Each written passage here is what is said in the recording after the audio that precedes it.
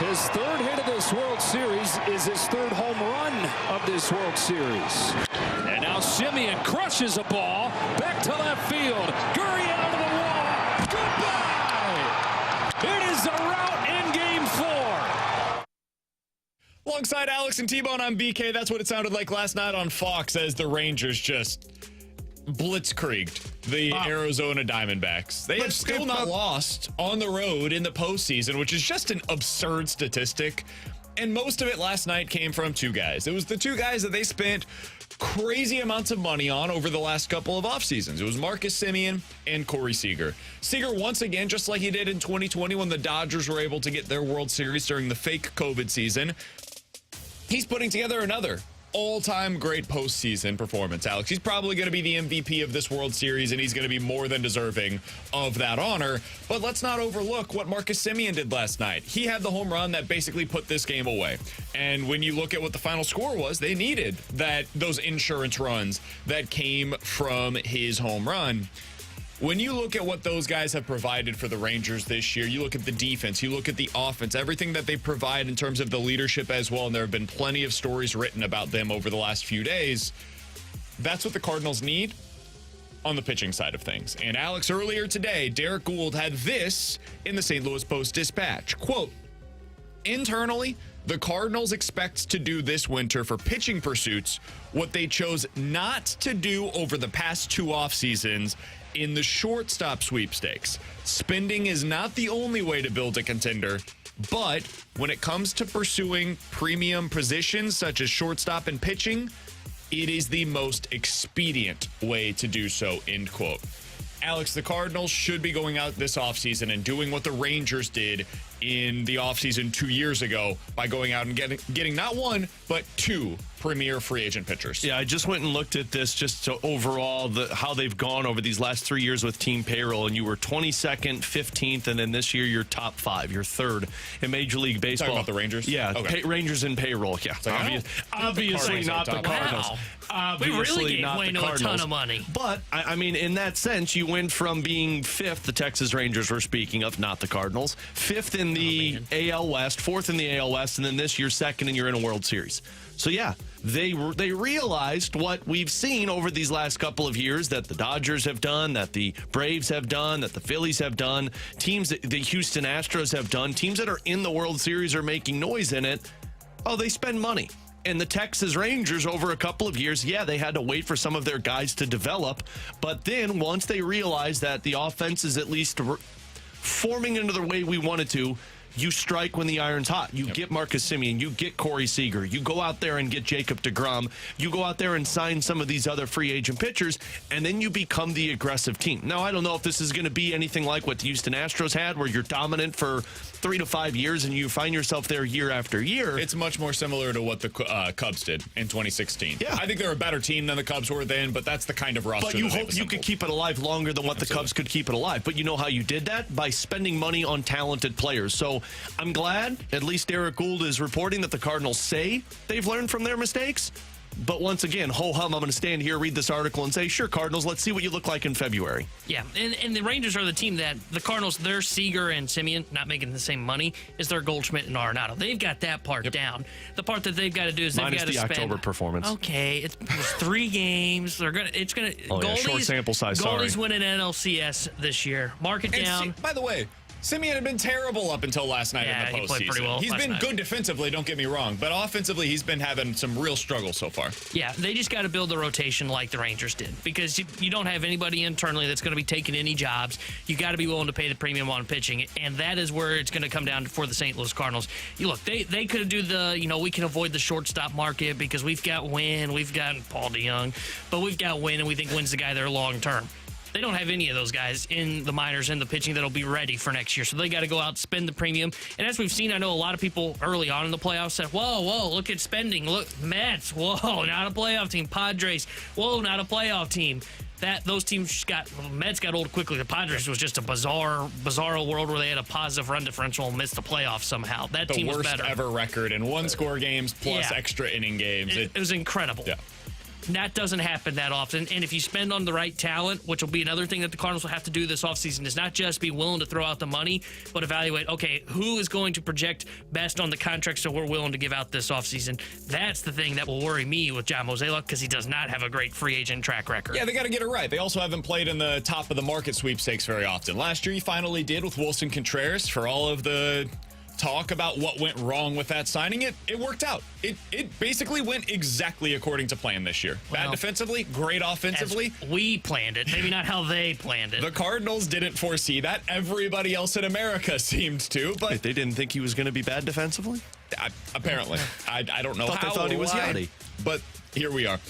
They got exactly what they paid for this year when it came to Wilson Contreras. When they go to the top of the market, when you go get Matt Holliday and you pay him top of the market dollars, guess what? You get top of the market production. When you give Albert Pujols a massive extension at the time to stay here for the prime of his career, he gives you prime Albert Pujols production. Like, that's what you should get when you pay for those guys. Hell, the legacy players, when they kept Waino and Yachty here for the duration of their careers, those first couple of extensions that they gave them, they couldn't have worked out much better. The first Matt Carpenter extension could not have worked out much better. Premier players typically give you top-level production into their early to mid-30s. That's what the Cardinals have to do this offseason. As we see more of these projections coming out, I don't think they should be ruled out on a single free agent pitcher. Not a single one. Whoever it is that came to mind for you right now where you're like, okay, but what about this guy? Yeah, that guy too. They should be in on him. Because The Athletic has now posted projections from Jim Bowden, who's a former Major League Baseball GM who talks to general managers regularly around the league. All of his seemed more than reasonable. In fact, you could argue seemed a little low for some of the pitchers that were available. They put out another projection piece today from a numbers nerd, and I say that affectionately, a guy that we're going to have on the show on Friday. I shouldn't call him names before we have him on the show. Call him a nerd before he comes on. Well, he's going through F4 and all of these different things, and he's got a model that he puts out there for what the projection should be for. Yeah, he's a nerd. Instead of saying a nerd, we'll say he uses fancy numbers. No, let's call a spade a spade. He's a nerd. Yeah, he's like me. He's a nerd. He's probably never touched a baseball before, and that's okay. A lot of the guys that are running teams have never touched a baseball before. And you've crossed the line. Really again, I'm right there with you. I played baseball for 1 year growing up. I took a ground ball. It went straight up the lip of the glove, hit me right in the lip, busted my lip open, and I never played again. And that must have been a big baseball. Yeah. Exactly. Surprised it got your lip That and was hit a something softball, else. let's be honest. It was a beach ball. We quit using the squirt bottle. He's gotten worse since, Yeah. okay? I thought you were learning, and it looks like we're going to have to go back to this. He's been staring at the squirt bottle that's been empty over the last couple of weeks. I'm like, well, these guys aren't going to fill it up, so I'll these new projections over on The Athletic from the numbers nerds, and I feel we can say that, T-Bone. All of them are in line with what you'd expect, and all of them should be attainable for the Cardinals. Yamamoto, 7 years, $200 million. Aaron Nola, 6 years, $180 million. Jordan Montgomery, 5 for $105. Blake Snell, 5 for $135. Sonny Grace, 3 years, $70 million. None of these are outlandish. Eduardo Rodriguez, 5 for $80. Lucas Giolito, he's got him at 4 years, $70 million. Now, I wouldn't do that, but if the Cardinals wanted to, they certainly could. Flaherty, 3 for $45. Again, wouldn't do that. Cardinals could. Guy I really like, I've talked about a lot, Tyler Mahle, 29 years old, coming off of an injury-riddled season. 2 years, $20 million. All of these guys should be available to the Cardinals. None of them should outprice what the Cardinals are willing to pay if this is the real market in which they're going to be playing. Yeah, if you find yourself as a Cardinals fan finding or seeing the Cardinals front office say like, certain guys just are out of, or certain guys are out of our reach, that's baloney. They should be able. I mean, look, the top of the top, we talked about it yesterday with Jim Bowden's projections, is Yamamoto at $30 million. And then I can understand spending $30 million for a 25-year-old pitcher. But everything else is in your price range. And if you don't want to spend the money on guys because they're not actual aces, well, once again, you did that to yourself. And if you don't want to do that, then go trade for somebody. But if you end the offseason by talking about, well, we really couldn't find ourselves spending the money to get this guy, then it's a failed offseason in your eyes. Because if you want to be the Texas Rangers, if you are going to brag about how great your offense is and what you think it can do in a full season, then you better back it up with good pitching. Otherwise, you're going to do the same thing next year. Yeah, and seeing all these projections, I think you guys are right. They should be able to sign just about anybody they want. And they can't even use the excuse of, well, it costs too much. Or the thing, I mean, they're going to have to do this if they're going to target Gray and they're going to target Nola, they're going to have to win a bidding war. And that may mean going a little bit beyond what they're thinking. Because I don't know if Nola's a $30 million pitcher a year. But you may have to get up to that if you want to go sign him. If you truly say, you know what, Nola's the guy that we think projects best long-term on a 5-6 year deal, you know what, we got to win the bidding war. Let's go give him $30 million, then we'll spend $20 million on a Sonny Gray or someone like that. The deal that surprised me the most reading all these projections is Snell. I thought Snell was going to get way more, and right now he looks like a guy that the market may not play up to what I was thinking. So even everybody Snell is could make shouting sense. from the mountaintops. Blake Snell is not going to get as much as we think he's going to. Like, everybody is. And we talked about this a little bit in the office before the show. I think it reminds me a lot of Kevin Gossman before he hit free agency. And the one that I think it most closely resembles is Robbie Ray. When he hit free agency and eventually ended up in Seattle, Robbie Ray had an excellent walk year prior to hitting free agency, ended up winning the Cy Young that year. And Seattle said, everybody else is going to give this guy less than $25 million a year? We're really doing that? Okay, yeah. We'll give you $23 million a year, Robbie. You willing to sign the dotted line? And Robbie Ray said, yeah, that sounds great. I'll go. Seattle sounds great. 5 years, $115 million. Now, I think it's going to be a little more than that because of inflation.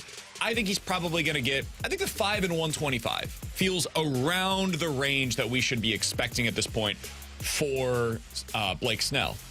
I think all of these guys are somewhere in that $20 to $28 million range. Somebody on the text line said, guys, you're not getting Yamamoto for 7 years and $210 million.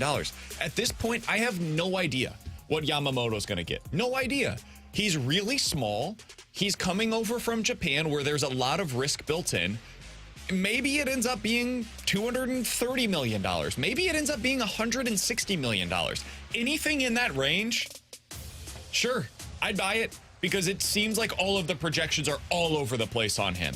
All of the guys, though, that are currently in Major League Baseball, I think the projections are pretty spot on. We've seen it now from 3, 4, 5 different places, and they're all pretty darn similar. So I think we now have a pretty good idea of what this free agency class is going to look like pitching-wise. And I think we now see the Cardinals can be players for 2 guys that are in those top 2 tiers. Sonny Gray, Eduardo Rodriguez, Jordan Montgomery, Blake Snell, Aaron Nola. The Cardinals should be able to get 2 of them. I know that sounds outlandish. I don't think it is. Yeah, and I know we had the conversation, I think it's been 2-3 weeks now, about, well, what if Nola gets $200 million?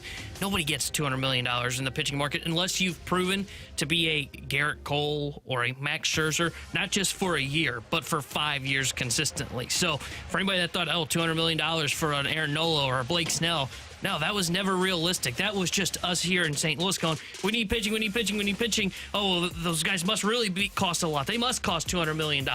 No, it's going to be, like you said, $20, $30 million and probably between 100 and 160 probably for most of those guys on the market that may not be Yamamoto. He's Tanner Hendrickson. That is Alex Ferrario. Alex is looking very dapper today, I might add. Dapper Dan. Going into tonight's matchup between the Blues and the Colorado Avalanche. You're looking this nice for a road game, man? Hey, game days, you dress up. I like that. Game days, you dress up. I wish you two would have some more respect for the Blues like I do. I've got a T-shirt from Old Navy and a jacket from Old Navy on. I've got the full dad mode going. I got Blues gear on, and I wore my best pair of sweats. Is there a such thing as a best pair of sweats? Oh, yeah. These things flap in the wind. I feel loose and free, baby. We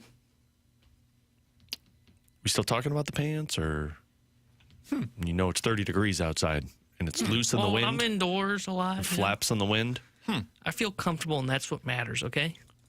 Not tight. All right, so the no Blues, issues. the Central Division Stop, was supposed to be bad this year, and it is certainly living up to expectations. If you want to get positive about the Blues, live on some hopium, we got that for you coming up next here on 101 ESPN.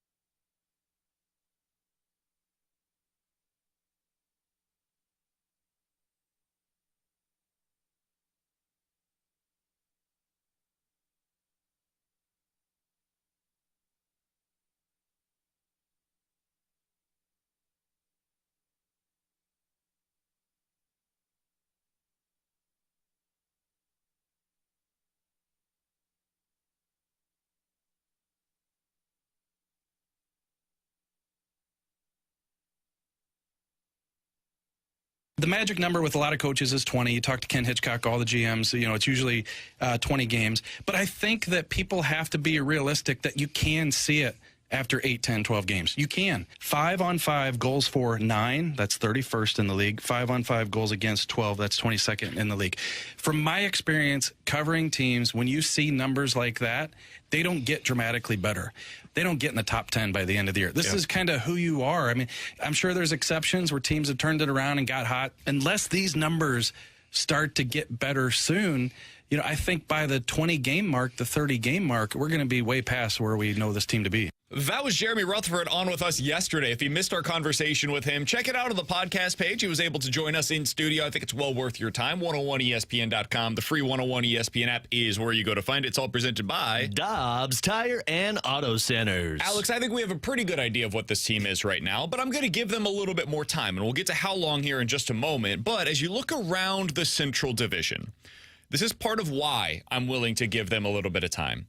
This was expected to be a bad division coming into the season, and everybody was trying to find their horse that they were going to bet on, right? It was, hey, which one of these teams is going to be able to get to third? And the truth is, none of them are really taking any advantage of that opportunity whatsoever. Alex, you were much lower on the Nashville Predators than most were coming into the season.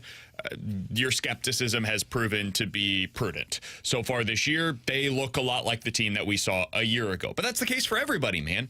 The Jets have 10 points in 9 games, basically a point per game so far, and that is a theme throughout this division. Predators, 8 points in 8 games. The Coyotes, they're at 8 points in 9 games now after losing last night. Coyotes, 8 points in 8 games. Wild, 8 points in 9 games. Blues, 7 points in 7 games. If you just go by points percentage, they're all basically the exact same so far this year. Now, the Blues have one fewer game than the rest of these teams, but they're right on track with everybody else.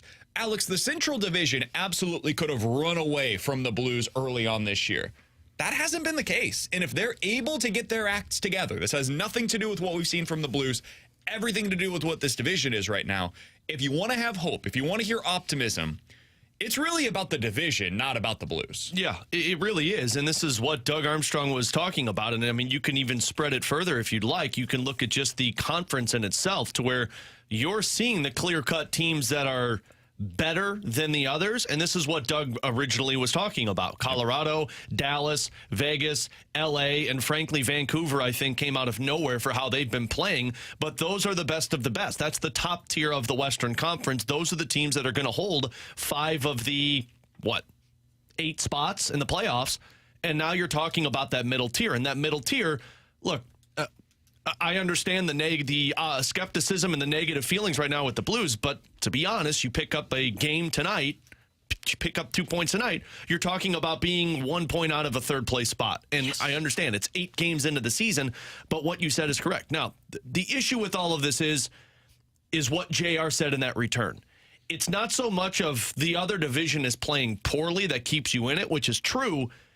It's you're playing so low to expectations that even if you take that uptick in terms of how you've performed and say, okay, well, it's got to improve, it's not improving as much that's going to put you back into the middle of the pack of these teams. So you don't just need to see slight improvements, you need to see significant improvements from the Blues. And I'm talking more sustained offensive zone time. I'm talking power play needs to be in the top half of the league. Penalty kill needs to be in the top half of the league. You got your goaltender down. I think the framework of your defense is in place. You staying close with these teams is a good thing this early on, but man, you are about to go on an 8-game stretch where you're playing some of the best, and if you don't take your game from significantly improved from where it was, you're going to be talking about looking up in about 8 to 10 games saying, I don't think we can get back into this. Yeah, their goal in these next, like you said, 7-8 games is just stay afloat probably. And then you look and try and find the soft spot in the schedule and go, okay, when can we go on like a 7-3, 8-2 run? Because I think this is kind of how I thought the division was going to play out coming into the season. You knew you had Colorado and Dallas as the top 2. I thought Minnesota would be better, but credit to Alex. Alex was warning me all season, don't buy into the Minnesota Wild. Yep. So like everybody else, it's just going to be a battle of who wants to back into the playoffs. And really what will separate you probably is the team that goes on that first 10-game stretch where it's like 8-2, 7-3. I'm not saying a 10-game winning streak by any means, but a good sustained stretch of 10 hockey games where you just separate yourselves from this pack, and then you just hold them off, because if you go 1-7 in the next 8 games, there's a chance somebody else does take off and can really solidify that third spot early on. And I'm not sure, and again, the team has to improve, but like if you look at this month of November, there's areas that you can go on that stretch that T-Bone's talking about. Maybe not 7 or 8 in a row, but you could win 5 of 7, 6 of 8. But the problem is you've got to outplay those opponents that are in the middle tier that you are, and we've seen that already. Arizona had their way with you, and Winnipeg had their way with you. That's that San Jose. It's the West Coast trip that you're going on. San Jose, LA, Anaheim, Arizona, Nashville, Chicago. And then Minnesota. That's the stretch that you can take advantage of. And I mean, we're talking about, what is that right there? That's 7 games, add in Buffalo, because Buffalo's kind of in the middle tier of the East. We're talking about 8 games right there that you should be able to, if you're in this framework that Doug Armstrong has talked about, you should be able to come away with 6 of 8 wins in that stretch. So I hear everything that we're saying, and really it just comes down to, can they start doing better against teams that are above 500? Right. Because so far this year, St. Louis Blues hockey has been Kentucky football. And what I mean by that is, we talked about this when Mizzou was going up against Kentucky. If you're a winning team in the SEC, you beat Kentucky. If you're a losing team in the SEC, Kentucky beats you. And they show you exactly who you are. They take a mirror up to your face and say, this is who you are. Warts and all, you will find out against Kentucky football. If you're good, you beat them. If you're bad, you lose. That's it. Point blank, period. And so far this year for the Blues, that's been the story of their season, man. Their 4 losses have come against teams that have a combined record of 18, 10, and 4 this year. Every one of those teams has a winning record on the season. The Blues have been outscored in those games by a combined score of 17-5. They have been absolutely clobbered in their games against winning teams so far this year. Meanwhile, the Blues' 3 wins this year have come against teams that have a combined record of 8-17-3. 8-17-3. That is a winning percentage of .339, which is roughly the equivalent of the Chicago Blackhawks on the season, to give you kind of a reference point on what that is. The Blues have outscored those teams by a wide margin. So when you look at what's happened, what's gone wrong, what's gone right for them so far this year, it's been a reflection of the talent that they're going up against. Like, people have asked Jamie S. the other day, how do you explain what happened against Calgary and against Pittsburgh? Well, I explain it by saying that Calgary so far this year is 2-6-1 on the season. Pittsburgh so far this year is 3-6-0 on the season. They're not the teams that we remember them to be. It's like going up against Washington last year and saying, oh, we beat the Capitals. Yeah. You beat the Capitals. Yeah, this isn't the Capitals of previous seasons. It's the like same as the year, Penguins. somebody going up against the Cardinals and saying, hot damn, we beat the Cardinals. Yeah, cool. Yeah. You beat a 70-win team. That means absolutely nothing. So I need to see the Blues in this next stretch of 4 games perform well. Look legitimately good against Colorado, New Jersey, Montreal, Winnipeg. And you can continue that if you want to for 6 games, where they've got Arizona and then Colorado again. This stretch of 6 games will tell me everything I need to know about the team. Yeah. If they can't perform well in these games, then I know they're a bad team. Yeah. And look, I mean, Colorado and New Jersey, to me, like, I'm expecting, not to sound like Debbie Downer, but I'm expecting those to be losses, because you're not gauging how your team looks against teams that are Stanley Cup contenders, because you're not in that framework. Be competitive, though. Yeah, can you punch up? Maybe, but I mean, you're not if you're in this retool, you're not expected to even be competitive with these teams. If you do, great. It's the same. I looked at that Dallas Stars game. That was a victory in my eyes, that first game of the season. But they played well. They did, and that's good. But like, if you get shellacked, I'm not going to sit here and say this team's awful, because the teams that you get shellacked by,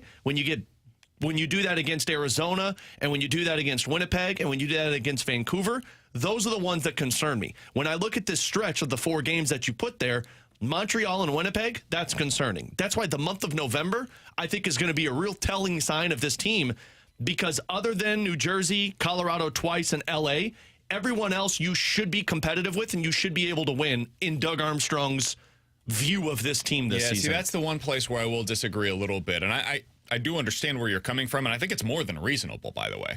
But we have seen enough from this team now through the first 7 games of the season that I think we kind of know roughly how they're trying to play. And if you can't be competitive against Colorado, if you can't punch up a little bit, I'm not saying you got to win these games, but be competitive and look okay. And you get through these 6 games and you're like 1-4-1, 2-4, something like that.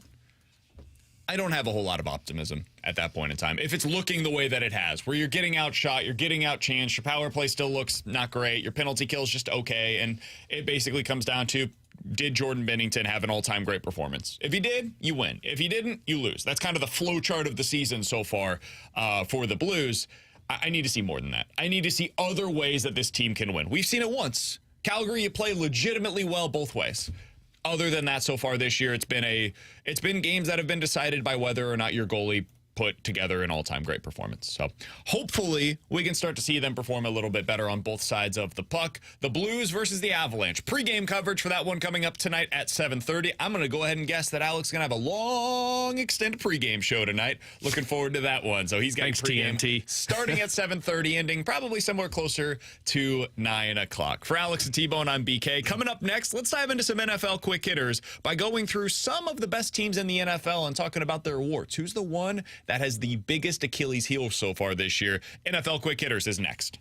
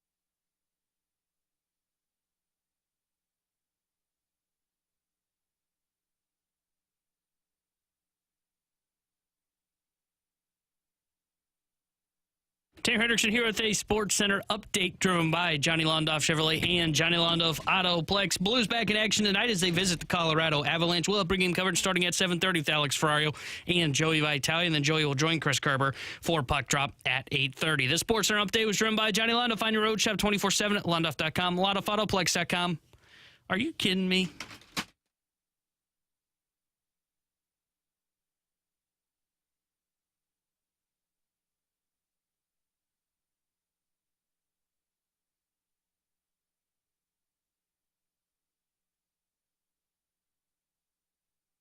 Alongside Alex and T-Bone, I'm BK. You got BK and Ferrario here on 101 ESPN. Let's dive into some NFL quick hitters, boys. Let's start with this. Let's go a little big picture. It's a Wednesday. How big? The biggest. Oh, my God. Okay, It's a let's Wednesday. do it. We can start having some big picture conversations about this league and where we're at right now. Let's start with this. Which team currently with 3 wins is most likely to get back on track and make it to the postseason this year? I'll give you some of the options here. The Buccaneers, T-Bone's Rams, the Titans with Will Levis at the helm, the Colts with Gardner Minshew, the Commanders with God only knows what at quarterback, the Texans, or the Chargers. Which team would you bet on right now, Alex, to get to the postseason after having 3 wins at this point in the season? Man, is it weird? Probably the proper answer to this would be yes. Is it weird that I want to say it's the Chargers and the Titans? I wouldn't say it's weird, but... Like the Chargers, I mean, look, I don't trust their coach, which is probably why I'd be less likely to pick them. Hey, not first coach fired this year. I know I'm getting like way too excited over Will Levis in one game, but he looked significantly better than Ryan Tannehill or Malik Willis ever has. And like you do have good weapons with DeAndre Hopkins and Derrick Henry, and that division, it's not all that great other than the Jaguars, but I still think the Jaguars aren't that overwhelming of a team. So I'm going to pick the Titans. I think the number one team for me would be the Bucs. And I can't believe I'm saying that because I think they're the best team in the NFC South. New Orleans hasn't shown me enough. Offensively, they still don't feel great. Atlanta, they don't have a great head coach, and they don't know how to use their weapons. They got a better quarterback now. Caca! Yeah. And I just think Tampa Bay's a better roster. I think Shaky Bakey's been okay so far this year. They've got better offensive weapons, and defensively they've been fine. And then if I had to choose a second one, I would say the Rams. But I'm concerned about them because Stafford can't feel his thumb. Exactly. And they're running out Darrell Henderson still. They don't have a running back, and Stafford's thumb's falling off again. So I would say Tampa Bay is probably the top team. team. Are falling off. I'll say this. Is it weird that I think it's the Houston Texans? No, I think they're good. It's either the Texans or the Titans. Yeah, like somebody out of the AFC South is probably going to be able to make it to the playoffs this year. Their upcoming schedule includes Tampa Bay, Arizona, Denver, the Jets, the Titans twice, and Indianapolis. That's a lot of potential wins that remain on their schedule. I like their quarterback. I think C.J. Stroud has played like a top 10 quarterback so far this year, and I'm not talking about among rookies. Like, I think he's been a legit top 10 quarterback, and that is in part because quarterback play around the league has been abysmal so far this year, but he deserves a lot of credit. I think they've got a good coach. They've got a couple of playmakers defensively that make just enough plays for them. I think they're the team that I would probably bet on, mostly because I believe in their quarterback and their coach. I don't think there's anybody else on this list that I can say that about, where I believe in both the quarterback and the head coach. Most of it is because of injury. Like Rams, I believe in their quarterback and coach if their quarterback was healthy, but he's never healthy. I believe in the Chargers quarterback. I don't believe in their coach, and that's pretty much the end of the list. So I believe in the I'll go with Titans the coach, Texans. and so I'm hoping Will Levis can become a quarterback I can believe in. There you go. At least they've got upside there. Yeah. You know, and they've got DeAndre Hopkins who will help him play They up. kept Derrick Henry. Yeah. Who knew? You should throw the ball to Hopkins. Interesting. Turns out. Well, All right. you got to have a quarterback who could throw the ball. Next thing up. The Chiefs, Cowboys, Dolphins, Jaguars, and Ravens are all 6-2 right now. Out of that group of teams, Alex, which one of them do you think has the biggest Achilles heel that will prevent them from winning it all? I don't know what their Achilles heel is, but I want to say it's the Jaguars. Like I can't pinpoint an area on that team that I'm like, Blocking. yeah. What? Blocking. Sure. But I could also throw in like defense, and occasionally it's Trevor Lawrence. But I could also say the same thing with the Chiefs because their biggest warrant is a pretty significant one that you can't just freeze off in terms of your quarterback's got nowhere to throw the ball. But I still think they have the better player, the better coach, better players, better coach. So I'll say the biggest wart's the Jaguars. T-Bone? See, it's funny because the one for me is Baltimore, and I don't really know what to pinpoint either on Baltimore. It's just I look at that team and I go, they're 6-2. They're making me skeptical of my criticism of them from these last 2 weeks, and I know they haven't played significant opponents. And maybe that's it, because it was their red zone execution. They had 0 red zone execution against Pittsburgh and Indianapolis. Like in that Tennessee game too, that was the one that was in London, correct? That was the one that I picked that I forgot that it was in London, and it turned out it was in London. You throw the ball to Mark Andrews in the end zone and he catches it. When they started converting in the red zone, their offense suddenly looks amazing. But when they don't, dude, it looks bad. It looks really bad. So I think that's been their Achilles heel so far. And maybe that's what it is that I'm feeling. Because like I look at Baltimore and I go, I can't believe this team's 6-2. It feels like just the other day we were talking about them being a team that's like, this offense, it's not clicking. Maybe it is just the red zone opportunities. But I would say it's Baltimore. I don't view them as a threat in the AFC. I really don't. I know they're suddenly starting to get this trend of, they're going to be a top contender in the AFC. No, I'm not buying into that. I don't view them as a top contender in this AFC. Can I give you the Cowboys' wins real quick? They're not the impressive. 2 New York teams. They're not 6-2. New England. Oh, shoot. They're 5-2. If they were 6-2, I would have taken the Cowboys. 2 losses. Let's just say they that were on my list here. Let's say they won their bye week, so we'll say that's 6-2. All right, 2 losses. Let's change the discussion. Oh, well, wait a minute. I choose the Cowboys. I choose the Cowboys. Damn it. Teams they've beat so far this year, man. Made us look like an idiot. Numbers nerd over here. New England, the Chargers, and the Rams. Well, they're going to get their ass kicked this weekend on the road at Philadelphia. And it's because they have a terrible head coach. Didn't you hear Jerry Jones? This issue's real. Yeah. How about them Cowboys? Let's go! I really like their talent. They don't have a running back who can do much of anything, by the way. That guy stinks. And what happened to Tony Pollard? Everybody thought Pollard was going to be this, next generational running back. He's terrible. He can't do a damn Smith thing. over here. Rico Dowdle has been more successful than him so far this year, so that's been frustrating to watch. But really, it's their coach. I don't trust their coach at all. I fully anticipate him making a game-breaking mistake in this game on Sunday against the Philadelphia Eagles. So the 2-loss team, even though they have 5 wins, that I don't trust is the Dallas Cowboys because of their head coach. All right, final thing here, guys. We'll get to questions and answers coming up next. Which team's performance on Sunday made you feel more optimistic about their future outlook? The Seahawks, the Bengals, or the Cowboys? All 3 had impressive victories over the weekend. I think it comes down to the Bengals and Seahawks, and I'm going to say the Bengals just because of what Joe Burrow is when he's locked in. And, I mean, the last couple of games, he's looked locked in. That offense can be elite, is elite when they're clicking. So I'll say Cincinnati gives me optimism, but watch out for Seattle. I think Seattle, with the trade that they made and now with this offense rolling, they're going to be the best team in the NFC West, not the 49ers. I hope that's true. I like Cincinnati Bengals. Burrow looks healthy again. And that's been the biggest thing. And plus, we just know, for whatever reason, they're a team that sleepwalks through the first, 8 weeks of the season. And then they wake up and they are the Bengals. So I thought Burrow was really impressive in that win against San Francisco, moving the pocket, finding open wide receivers. It didn't look like the offense we saw early on. It looked completely different. So I'm going to say the Cincinnati Bengals. Apparently, Josh Allen has a shoulder issue that he's dealing with right now. Bengals play against the Bills on Sunday night this week. That opened as a 1.5-point line in favor of the Bengals. I hope you got on that early because that was just flat out wrong. The Bengals are a better football team right now than Buffalo. I think the Bengals are once again the biggest threat to the Chiefs in the AFC. We are exactly back where we started. Joe Burrow looked healthy. Jamar Chase has been amazing so far this year. Joe Mixon even got in on the fun on Sunday. Looked like a competent running back for the first time so far this year. I think the Bengals are once again back. They're second best team in the AFC. You can make a case that by the end of the year, they will be the best team in the AFC because I think they have the fewest lethal issues. I think the Chiefs wide receivers could absolutely be a problem that ends up losing them a Super Bowl this year. Good thing they got aggressive and added something. It's embarrassing. I can't believe they stood pat. I cannot believe that they decided to bet on Sky Moore the rest of the year. It's an abomination to the sport.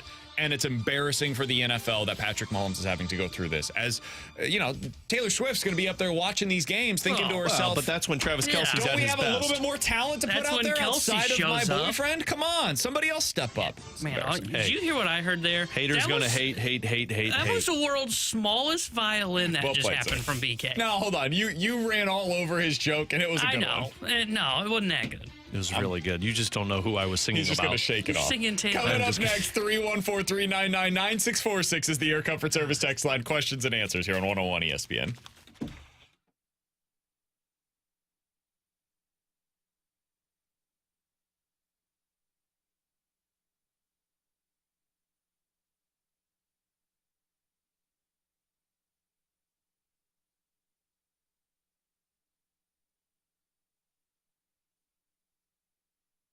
Hey, it's BK. Let's be honest. You couldn't pick a worse time to sell your home than right now. Sure, it's worth a small fortune, and that's great, but are you really going to swap your 2, maybe 3% interest rate for a 7, maybe even 8% interest rate in a new home? Probably not. You don't have to with the Get Paid and Stay program from Truehold. This is ingenious. With the Get Paid and Stay program, Truehold will buy your home now at its best current value, and you get to bank all that cash while you continue staying in your home until interest rates come back down. Or you could just stay as long as you'd like. It's totally your call. Plus, you won't have to pay any more of those property taxes, the insurance, no more upkeep either. Truehold will pay all of those expenses for you. To learn more about Truehold's Get Paid and Stay program, call 1-855-300-9993 or visit them at Truehold.com for the smarter and faster way to cash out on your home's full value without having to move. That's Truehold.com.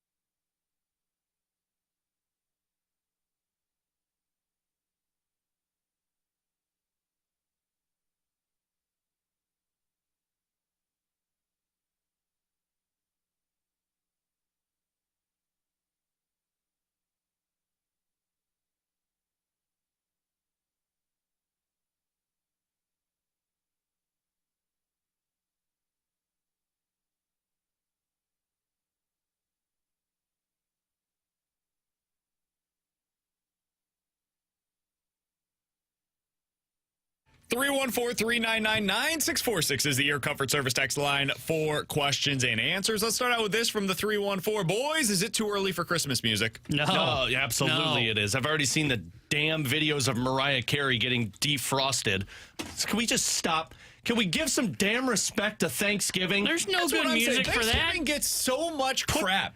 It gets completely overlooked. It's a historical moment. Halloween. What? It's a historical moment. I don't know if we should be celebrating it. Well, at this probably point. not, but it's still a historical in our moment. history that we've got to come to terms with at this point. But Can we just neither here nor there? It is a time of Thanksgiving. Yeah, so let's be thankful for Christmas music. No, you know what our world needs right now? The opportunity to sit and say thanks to each other, people that we love. Yeah, okay. I'm thankful for you, Alex. With Christmas Thankful for music you, in the man. background. I'm thankful for this guy to just stop it with the Christmas music. No, You got a damn month to enjoy Christmas, okay? I saw a Christmas commercial before November even started, by the way. I think 2-3 days ago. And I said, oh my gosh, it is almost time to bring out the Christmas music. I didn't play it yet, but it's cold now. I made some chili. It's going to be 70 degrees in 2 days. Thank God, because this sucks. It does suck. Like, give I me a hate little this bit weather more so spring. much. It's No, ridiculous. no. It's That's a Christmas trash season. take. I'm ready for 'tis the season. Respect yourself, There's damn no it. music for Thanksgiving. What am I going to talk about? Cutting a turkey? Dude, Thanksgiving's awesome. I agree. But I mean, the food sucks. Otherwise, it would be No. used year See, round. You just got to but- do it You right, can't man. have You gotta this do it right. conversation. I mean, it's just trash. You get rid of the It's Thanksgiving. totally You get rid of the terrible. turkey, and you go the actual route. You do an Italian turducken. Thanksgiving. Well, we do that for Christmas, but yeah. But we do it for Christmas also. Us Italians don't just pick and choose. We I just hear say, you. I don't want to eat your What do you nasty guys do? turkey. So we rotate. One holiday, it's homemade lasagna, and then the other holiday, it's homemade ravioli. How we do the ravioli? I cannot both. get into either. And then we do salami. Do you do any Volpe braciole? Shout out to Volpe Salami on the Hill. My go. God, they got some olive salad too. That's just incredible. I could not See, get. I lose my Italian brothers olives? and sisters because of olives. Oh, man, I love can't do olives. them. I could not get into, forget the Christmas part. I could not get into the Thanksgiving Day festivities if we're having lasagna for dinner. Dude, it's so You gotta good. have a turkey. There is some nothing mashed better. potatoes, There is nothing better pumpkin pie. than a plate full of lasagna with a salami sandwich, and then some sides, feeling stuffed, unbutton your pants, and sit down on the couch for Godfather and fall asleep. There you go. My grandpa did it for about 40 years, and that man was a legend. See, the best part about Thanksgiving is not eating the food that's out for Thanksgiving.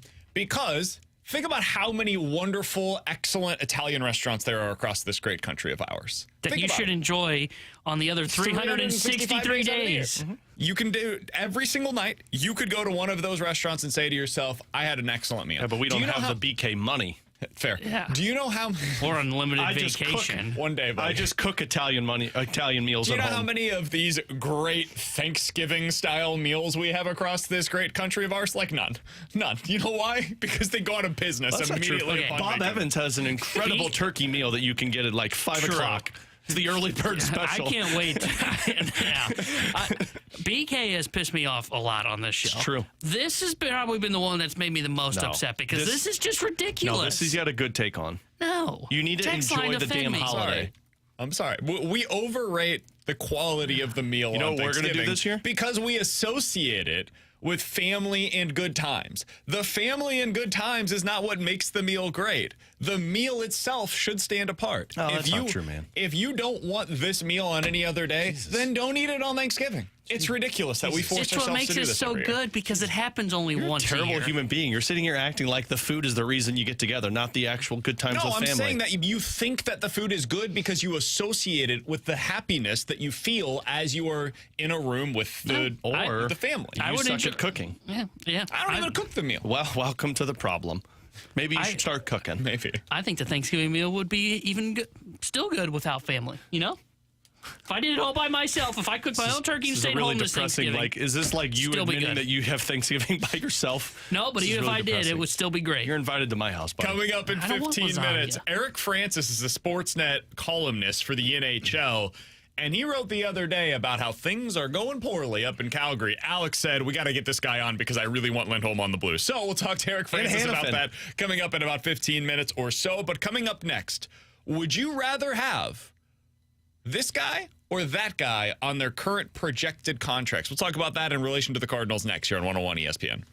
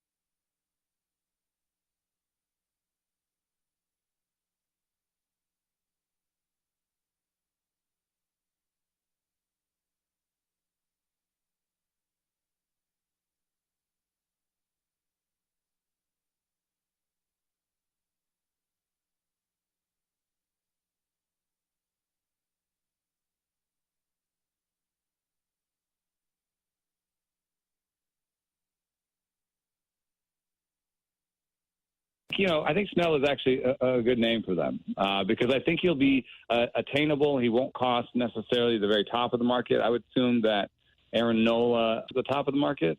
And then you've got Giolito and Snell probably the next two. And if you can get Snell to a Gossman-type contract, I think I'd be into it.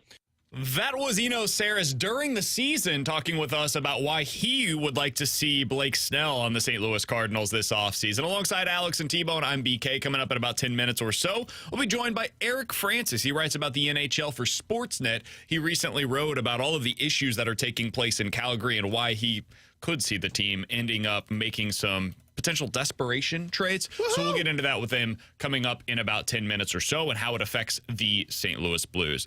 But Alex, I wanted to discuss Blake Snell once again because we're getting closer and closer to the offseason. We're about 10 days away from real tangible movement in Major League Baseball. 5 days after the World Series comes to a conclusion, that is the opening of the opening of free agency. Technically, that could be 5 days away from now, depending on what happened in tonight's game between the Rangers and the Diamondbacks. Over on The Athletic, they put out a bunch of projections over the last couple of days. Today was the numbers nerds time. And they put out projections of what Blake Snell and Aaron Nola and all of these other top free agents are going to get in the offseason. For Aaron Nola, they have him projected for 6 years, $180 million in total. So about $30 million per year. On Blake Snell, they have him projected for a 5-year deal worth $135 million. So about $26 million per year. Alex, would you rather have Aaron Nola at 6 years and 180 or Blake Snell at 5 years and $135 million this offseason? I have been the biggest component for Aaron Nola, thinking that that's the guy that they need to target and go after him. But if this is the actual numbers, I'm swaying my vote to Blake Snell. And here's why. I don't think Aaron Nola is worth $30 million a year.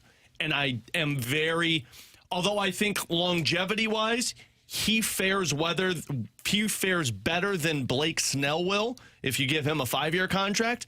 $30 million for Aaron Nola versus $26 million for Blake Snell. I feel like I get a better bang for my buck in those first 3 years with the Blake Snell. So I want Aaron Nola, but not for $30 million. So in this scenario you're giving me, I'm going to go with a $26 million man and get a guy that might be closer to being an ace for those first 3 years. I think if Blake Snell's market is going to play the way that these projections are showing, he should be the top target for the St. Louis Cardinals outside of Yamamoto. If they're going to really be in on Yamamoto, then yeah, of course he's the top target. The dude's 25 years old, and his stuff projects better than Kodai Senga from last year and Shohei Ohtani and Masahiro Tanaka's stuff did when they came over. So, yeah, if they're really in on him, he's the number one target. But let's just say they're not for now. I think Snell's the number one guy for me. He's got the best stuff on the free agent class from the pitchers that are here in the States right now. And yes, I know he walks a ton of pitchers, but his stuff is so good that it allows him to mask all of those walks. That's why his ERA was so low, even though he led the majors in walks this year. And I get it, he's viewed as the 5-and-dive pitcher, and he typically does do 5-and-dive, but every start in the month of September, made 5 starts, went 6+ innings. When he is right, he is going to deal and he's going to strike a ton of guys out. And I think part of the reason this was his highest walk rate was because he basically said, I'm going to let it eat and I'm going to go just shove and throw all my best stuff. If he's going to get a 5-year deal for less than $30 million, yeah, Snell should be the top guy. This guy's won 2 Cy Youngs, so I'm in on him. I don't like the idea of Nola for $30 million. I just looked this up. There are just 5 pitchers that made $30+ million this year. One of them didn't even pitch, and that was Strasburg. The others, Patrick Corbin, Jacob deGrom, Justin Verlander, Max Scherzer, and those last 3 made 40+. Patrick Corbin shouldn't be making $35 million. I don't think Aaron Nola is a $30 million pitcher. I would not give him $30 million per year. If you want to stretch out the contract, lower the AAV, okay, but I don't want to give him too many years either. So I would much rather give Snell a 5-year deal around that $26 to $27 million range, and I think you're going to get the value of that contract once you sign him. So we have about 400 votes on this on Twitter so far. I tweeted this out at BK Sports Talk. Which of these players would you rather see the Cardinals sign? Nola for 6 at 180 or Snell at 5 and 135? What would you guys guess are the results so far? 80-20 Nola. I would say it's closer than that. I'd say 60-40 Nola. 53-47. It is almost exactly 50-50. Wow. And I'm actually surprised by that. I didn't know if it was going to be 80-20 T-Bone, but I thought it would definitely be significantly in favor of Nola. It is slightly in favor of Aaron Nola. I think at these rates, I would prefer to have Blake Snell as well. I like Aaron Nola. I've been talking about it all season, really, that Nola would be my number one target. And number two for me, given what they're likely to get in free agency, would be Sonny Gray. I like both of them, and honestly, paired together, I think they both make a lot of sense as well, because you've got one that is an innings eater, the other that has the really good stuff. You're not having to give out, 10-year contracts to either of them. It makes a lot of sense for what the Cardinals are looking for and the way that they profile with pitching. If you can get Blake Snell at 5 years and $135 million, or maybe even a little bit less than that, depending on which projections you're looking at, I think that makes a lot of sense for this team. I thought it would end up being more than that. But as I've been thinking more about it, Robbie Ray is probably the best example of a guy that hit the market with similar skills at a similar age with a similar history to what we're seeing with Blake Snell. Robbie Ray hit the free agency market at age 30. At the time, he was coming off of a Cy Young season with Toronto where he was absolutely fantastic. Had 248 strikeouts in 193 innings. Won the Cy Young that year, finished top 15 in MVP voting, in fact. Signed with the Seattle Mariners, and last year, prior to this year where he missed almost the entire season with injury, was once again pretty good for them. Now, didn't match the same results as he did in that one season with Toronto, but good nonetheless. Struck out 10 batters per 9 innings in 190 innings, ended up with an ERA below 3.5. Like that's the kind of guy that they were hoping to sign there. That's what you're hoping for with somebody like a Blake Snell. So I would go with him, 5 years, $135. What it does, though, if you end up signing Snell, I do think the third starter that you add has to give you more certainty. If you go with Nola and Sonny Gray, I think the third starter can be about upside. You can go get a Tyler Mahle who's coming off of injury. You can go trade for one of the young guys that's going to come in at a low, reasonable price, and you're hoping to get somebody that by the end of the season is a number 3 starter for you, but early on might go through some struggles. You can take on more risk because Nola has more certainty.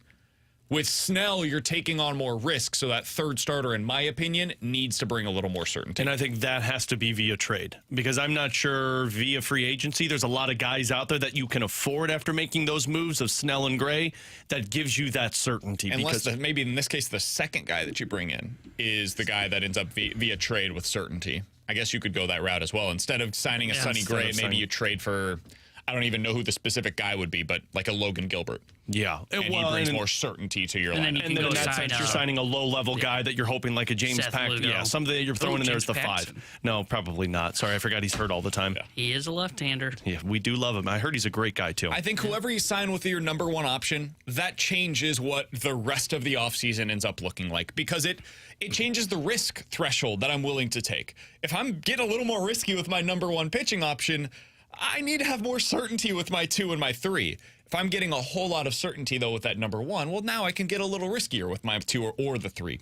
Yeah, and I find it tough because when I say this, it's going to be the opposite of signing a Blake Snell to this kind of contract, but I would almost think, at least the way the Cardinals would think, is that you would want more certainty with the 1 and take the risk on the 5. That feels like what the Cardinals would do, and honestly, I understand that, because I think that there is a legitimate argument to, okay, well, if you're risky on a 5, you can always replace a 5 at the deadline. It's a little tougher to replace that number 1 at a trade deadline if Blake Snell doesn't work out and his stuff really does diminish, and then he's walking the world, and then there's all kinds of issues.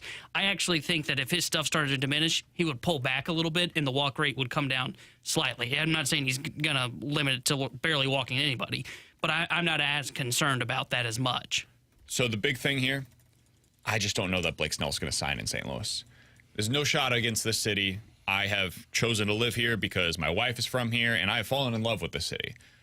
I don't know if that's going to be Blake Snell's opinion of it. I think Snell, if I had to just project, is probably going to end up on one of the coasts. I think he's going to end up in New York, Philadelphia, Boston, more likely New York or Philadelphia, and like the Dodgers or the San Francisco Giants. I think that's probably where he ends up, is in one of those big cities on one of the coasts. I'd be pretty surprised if he ends up taking a deal like this to come to the Midwest. Yeah, and I don't think that's I think Nola's much more likely to do that. I don't think that's anything to do with the city, as it's just the placement of the city to where guys just want the coast right now. But it's also more the team, too. I mean, if you're Blake Snell and you just left a team that was supposed to have the upside and they didn't live up to it, I'm not sure if I'm him. I want to go to a team that hasn't shown that upside yet. I hear you. And that's the tough part for Aaron Nola, too. You know? Yeah, I think we overstate that stuff sometimes because it's a one-year blip. Like the Cardinals are known for most of these guys around the league that have been around for a while. And I think the as a message team is that is a simple. consistent winner. Yeah, and I think the message is simple. That blip doesn't happen if you're here. Yep. I mean, that's essentially the message I would say to him. If you said to me, you can have one sentence to convince Nola and Gray or Snell, the one thing I would say to him is, if you were here last year, that blip doesn't happen. Alongside Alex Ferrario and Tanner Hendrickson, I'm Brandon Kiley. Coming up in about 15 minutes or so, the first college football playoff rankings are officially out.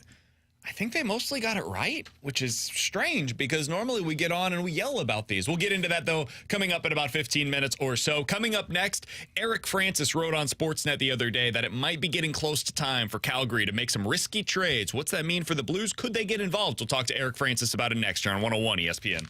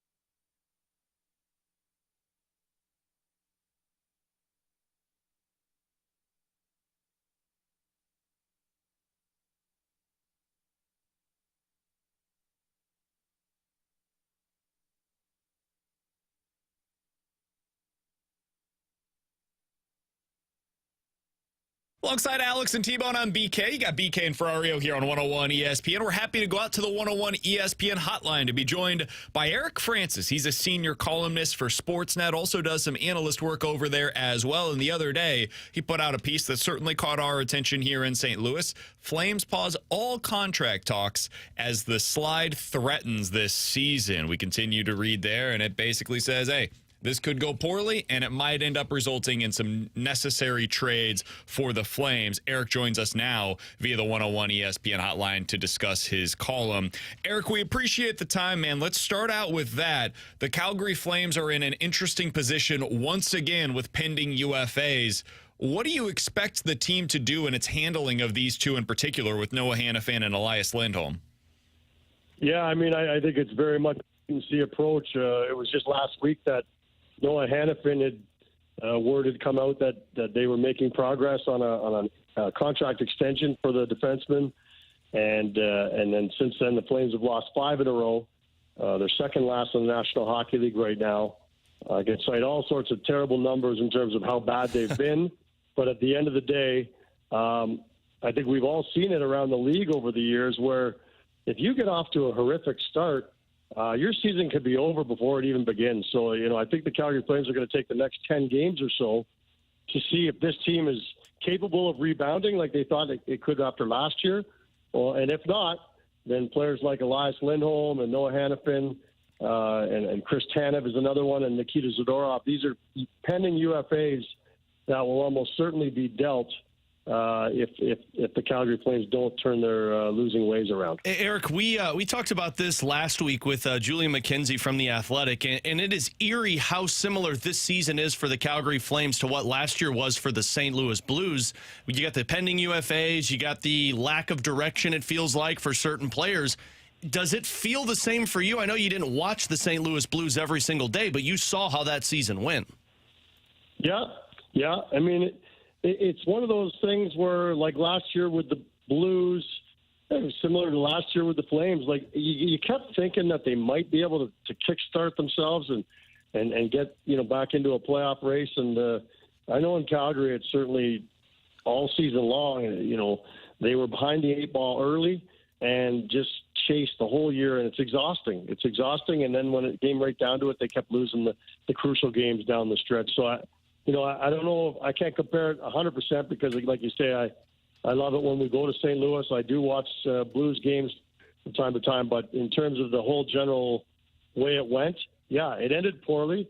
And in this city, people expected the team to bounce back significantly this year because everybody had a down year statistically last year. Surely some of those guys would bounce back. And at this point in time, not a single one of them outside of their goaltender has done that. And that's the hardest thing, I think, for some people right now in Calgary.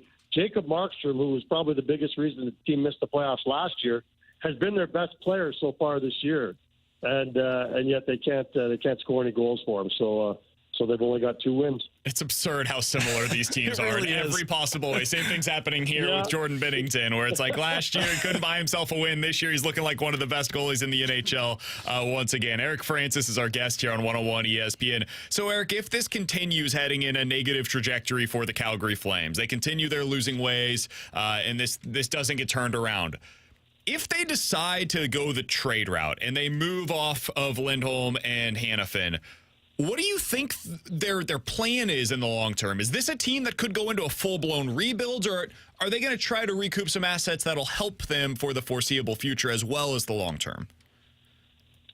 I very much think that they would do we can pick whatever word we want, a major retool, an overhaul, a rebuild on the fly. They're not going to tear it down to the studs, which is what the fan base here has really been clamoring for. We've all seen around the National Hockey League teams that have done that. You just tear it right down. You go through 2 or 3 years of excruciating pain, and then you build yourself back up with young assets. And that's how you win a Stanley Cup. I mean, it's been proven time and time again. However, the majority owner here doesn't see it the same way. He cites teams that have torn it down to the studs and have 7 or 8 years, like Buffalo, of mediocrity. And so there's no guarantee that when you tear it down to the studs, that you can build it back up and build a beautiful, beautiful piece of work. So I think as long as this majority owner continues to own this team, and he will, I don't think you'll ever see them completely tear it down. Now, when I mean tear it right down, that would mean to me getting rid of Jonathan Huberdeau and Nazem Kadri. Those guys combined for $17.5 million a year in salary, and they may be your two worst players right now. So you're not going to be able to trade those guys. I shouldn't say never. Guys, we've seen around the league a million different contracts where you're like, well, you'll never be able to move that one. But, there's ways to do it, right? Throwing in draft picks and picking up half the tab. And so they're going to explore all those options. But for right now, for the next 2 weeks, everything is in a holding pattern. And that's why they've called up all these contract talks, because they need to know if this team is capable of rebounding, and I don't think many people think they are. So, Eric, and obviously, like you just mentioned, there's still games to be played before Calgary even gets to that decision. You just typically don't see trades at this time of the year, and especially if you've got two big pieces like that. But the main reason we wanted to have you on is if it does get to that point, we've seen this in the past in the NHL where two struggling teams look at each other and say, hey, maybe we need guys who need a change of scenery. Purely speculation here, but could you see a match between Calgary and St. Louis if Lindholm and Hanifin are available and both teams still struggle? Absolutely. I mean, I do think, and I probably skirted around that your last question, but I absolutely think both those guys will be traded for sure. I thought they were going to be traded coming into the season because I think that their interest in this situation, the city, it has waned, and they kind of expressed that when they left the city last year. And I think only significant numbers offered up to them made them rethink, maybe I will stay here and take that money. Anyway, I do think that there's a possibility of two teams that are struggling try to help each other out. But I think if the next week goes as poorly, or next couple of weeks goes as poorly as they have been the last couple of weeks, the Calgary Flames will be looking at not so much just try to how do we fix ourselves for this year. It's how do we fix ourselves for 2, 3, 4 years from now. I do think that will be the new focus. But I guess anything's possible. And hey, the highest bidder is the one who's going to get those two guys. So if St. Louis comes in with a real attractive package, absolutely they could make a deal. Does that attractive package, Eric, in your opinion, is that more NHL-ready players, or do you think that could be guys who have the higher perspective, like a younger prospect? It's a great question because, we don't ever hear from the owner, and he's going to be the one that's going to kind of call all these shots. I would suggest that probably, obviously high. I think both Hanifin and Lindholm you're looking at least a first-rounder and a serviceable NHLer at the very least. I mean, both of their cap hits are very reasonable, too, for this last year of their contract. So I think they'll fetch a pretty penny, and I think you'll get a nice mix in there of draft picks, NHL-ready players, and guys who are on the cusp of breaking through in the NHL as well. So it's kind of I'm not giving you a direct answer because I don't know what this owner's thinking, but I think that's what they've been looking for sure. Eric Francis is our guest for just another couple of minutes here on 101 ESPN. You can read his work over at Sportsnet. You can also follow him on Twitter at his name, at Eric Francis. Eric, how do you view Noah Hanifin? What kind of a defenseman is he? Well, I guess one thing, so he just got his 500th NHL game. I think he was the 10th youngest defenseman in NHL history to hit his 500th game. This guy's been in the NHL since he was 18 and been very durable, missed very few games. He's as dependable as they come. Is he flashy? No, but every year he's going to get you 35 or maybe even 40 points. He's going to kill penalties. He's going to be, definitely in your top three of defensemen on any team in this league, I think. On some teams, he'd be in your top two. He's an incredible skater. That's his biggest asset, so he can make up for anything with his speed, getting back into the play, and joining the rush. I can't say enough about this guy, and they love him in the room, too. He's a real nice, quiet guy. I don't think there's a team in the league that wouldn't be interested in a Noah Hanifin, especially at that cap hit of under $5 million. I think that's a guy who a lot of teams will be interested in it. And he's also in a pinch, he's played on the power play here too, but I don't think that's why you'd be picking him up. Sure. Out of curiosity, I don't know if you've heard of any of the rumored numbers as to what it's going to look like, but what do you think a contract extension would have to look like for him? Well, I think in Calgary it was going to be somewhere in the neighborhood of $7 million a year times 8 years.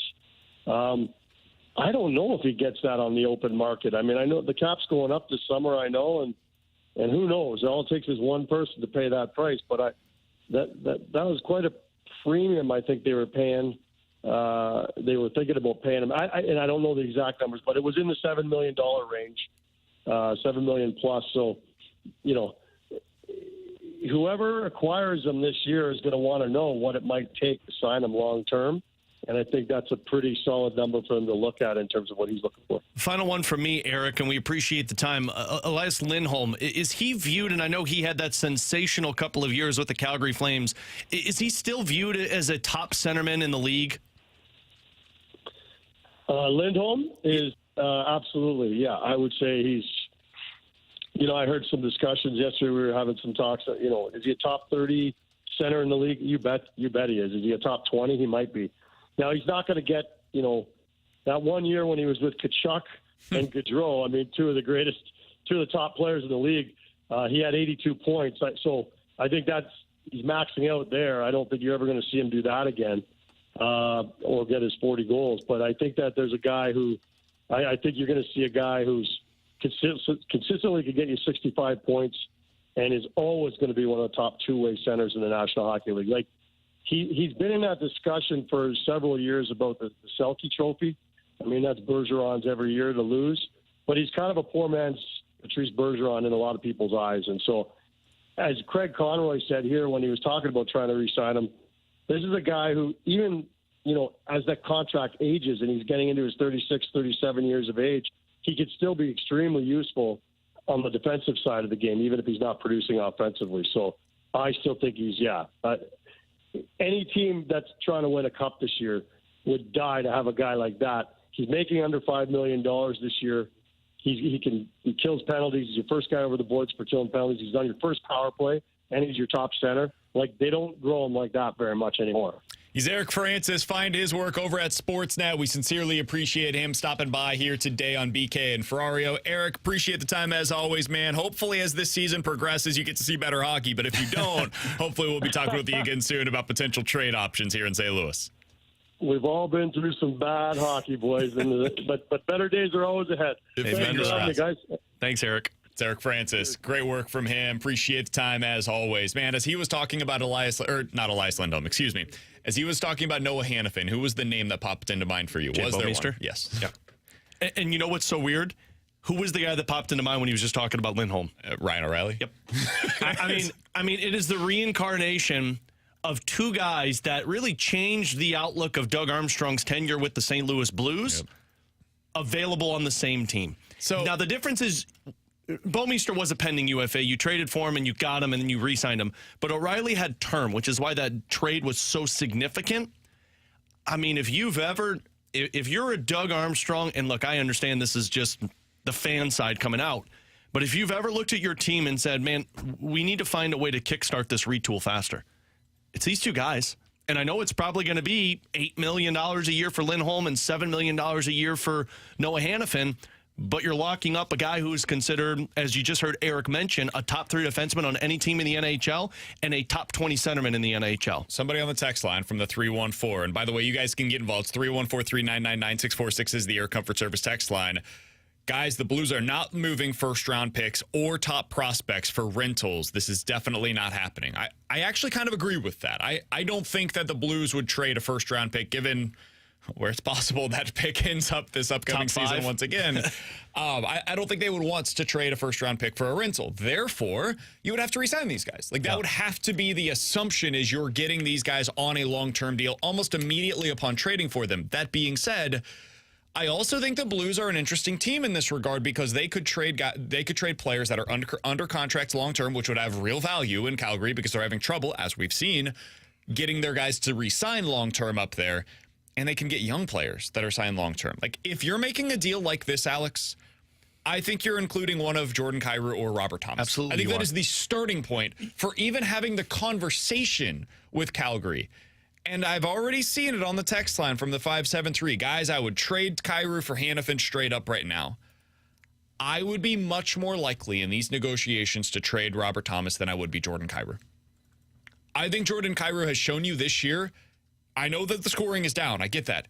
He has shown you the steps this season that he can be a legitimate top-line player moving forward because we've seen progress defensively. And if he shows progress defensively, he can be on the ice longer.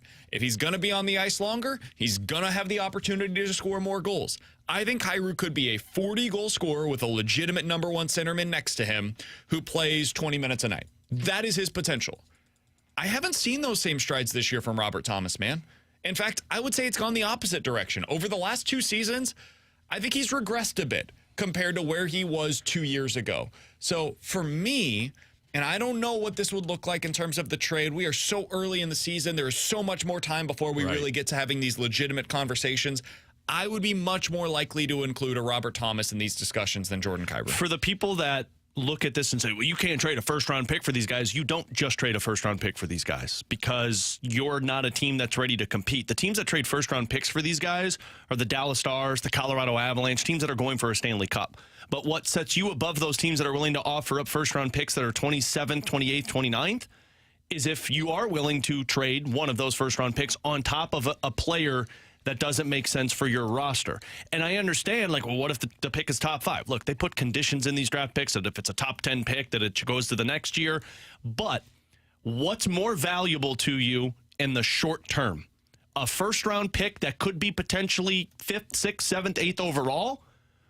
Or a guy who is already 28 years old, who's established himself as a top 20 centerman, or a defenseman who's 26-year-old and established himself as a top defenseman in the league.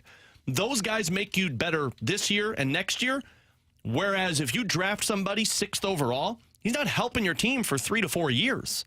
So I understand the unwillingness to trade a first-round pick because the team looks like it's going to be bad again.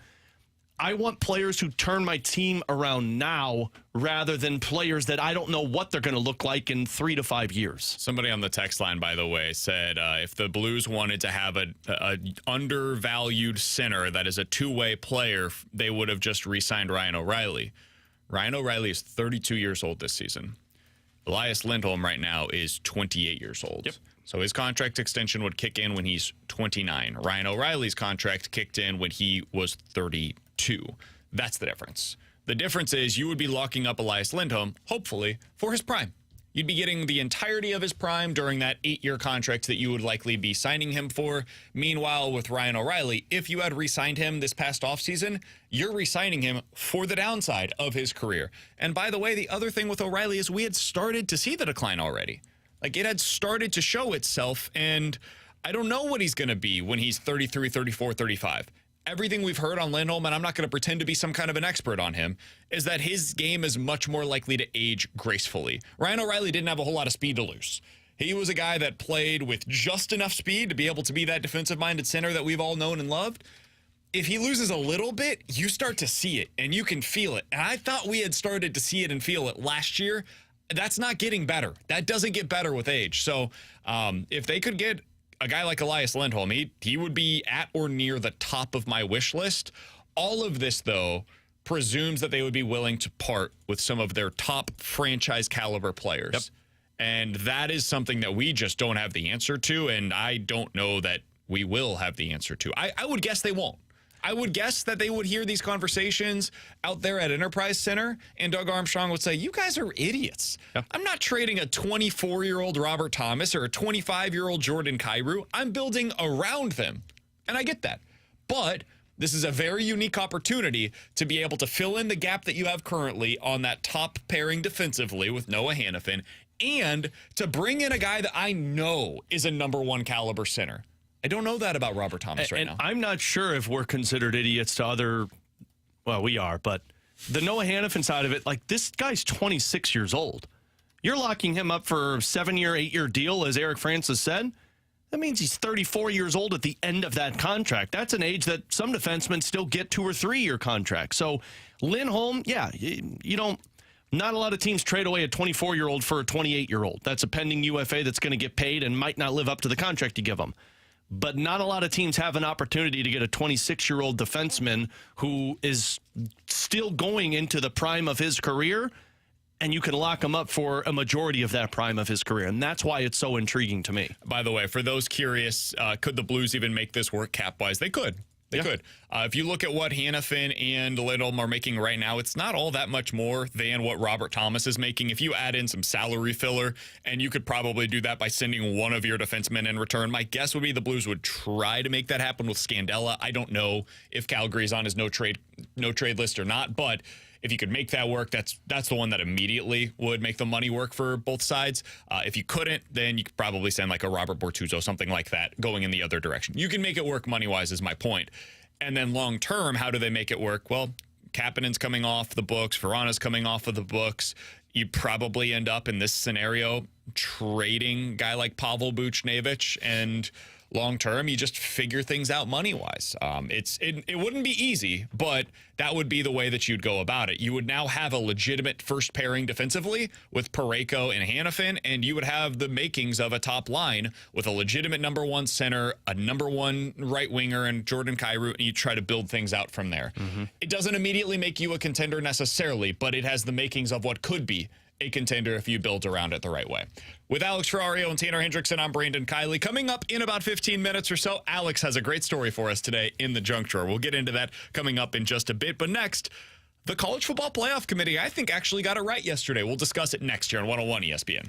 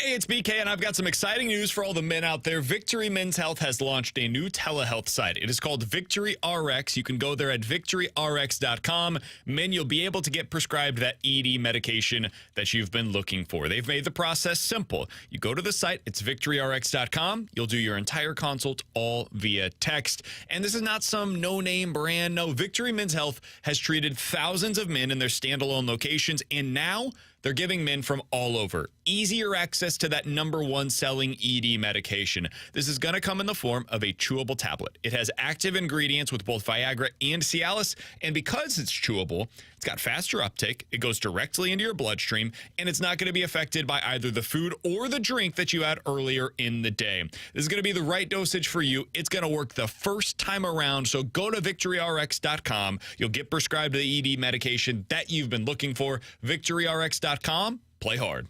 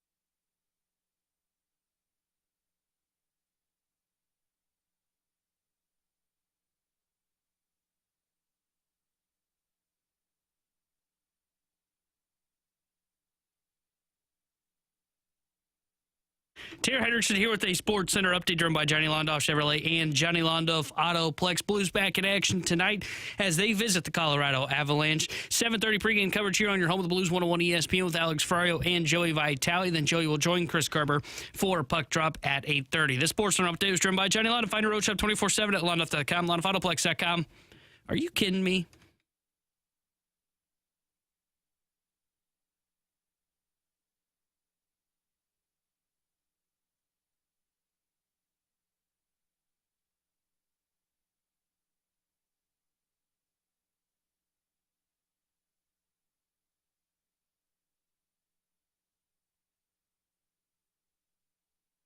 Alongside Alex and T-Bone, I'm BK. I'm already just furious about We're number two. the We're disrespect number two. that's going to be flung in the direction of Georgia for being number 2 in the initial college football playoff rankings. What has Ohio State ever done this season? You guys are going to get shellacked this weekend. The College Football Playoff Committee got it right.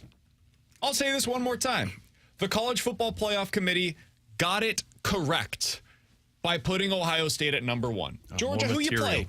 Who you played so far this year, boys? You haven't played anybody. Now, if Georgia goes in this weekend and takes care of business at home against a top 15 ranked Missouri, then they will probably end up moving up to number 1 next week in the rankings. Because at that point in time, they will have proven by quality of their performance and quality of the opponent that they are as good as everybody expected them to be coming into the season. But so far, I can't say that about them because they don't have the quality of wins that Ohio State has on their resume. Ohio State beat Notre Dame on the road. They beat Penn State at home already. Those are better wins than anything that Georgia can put on their resume. So I think they got it right by putting Ohio State at number 1.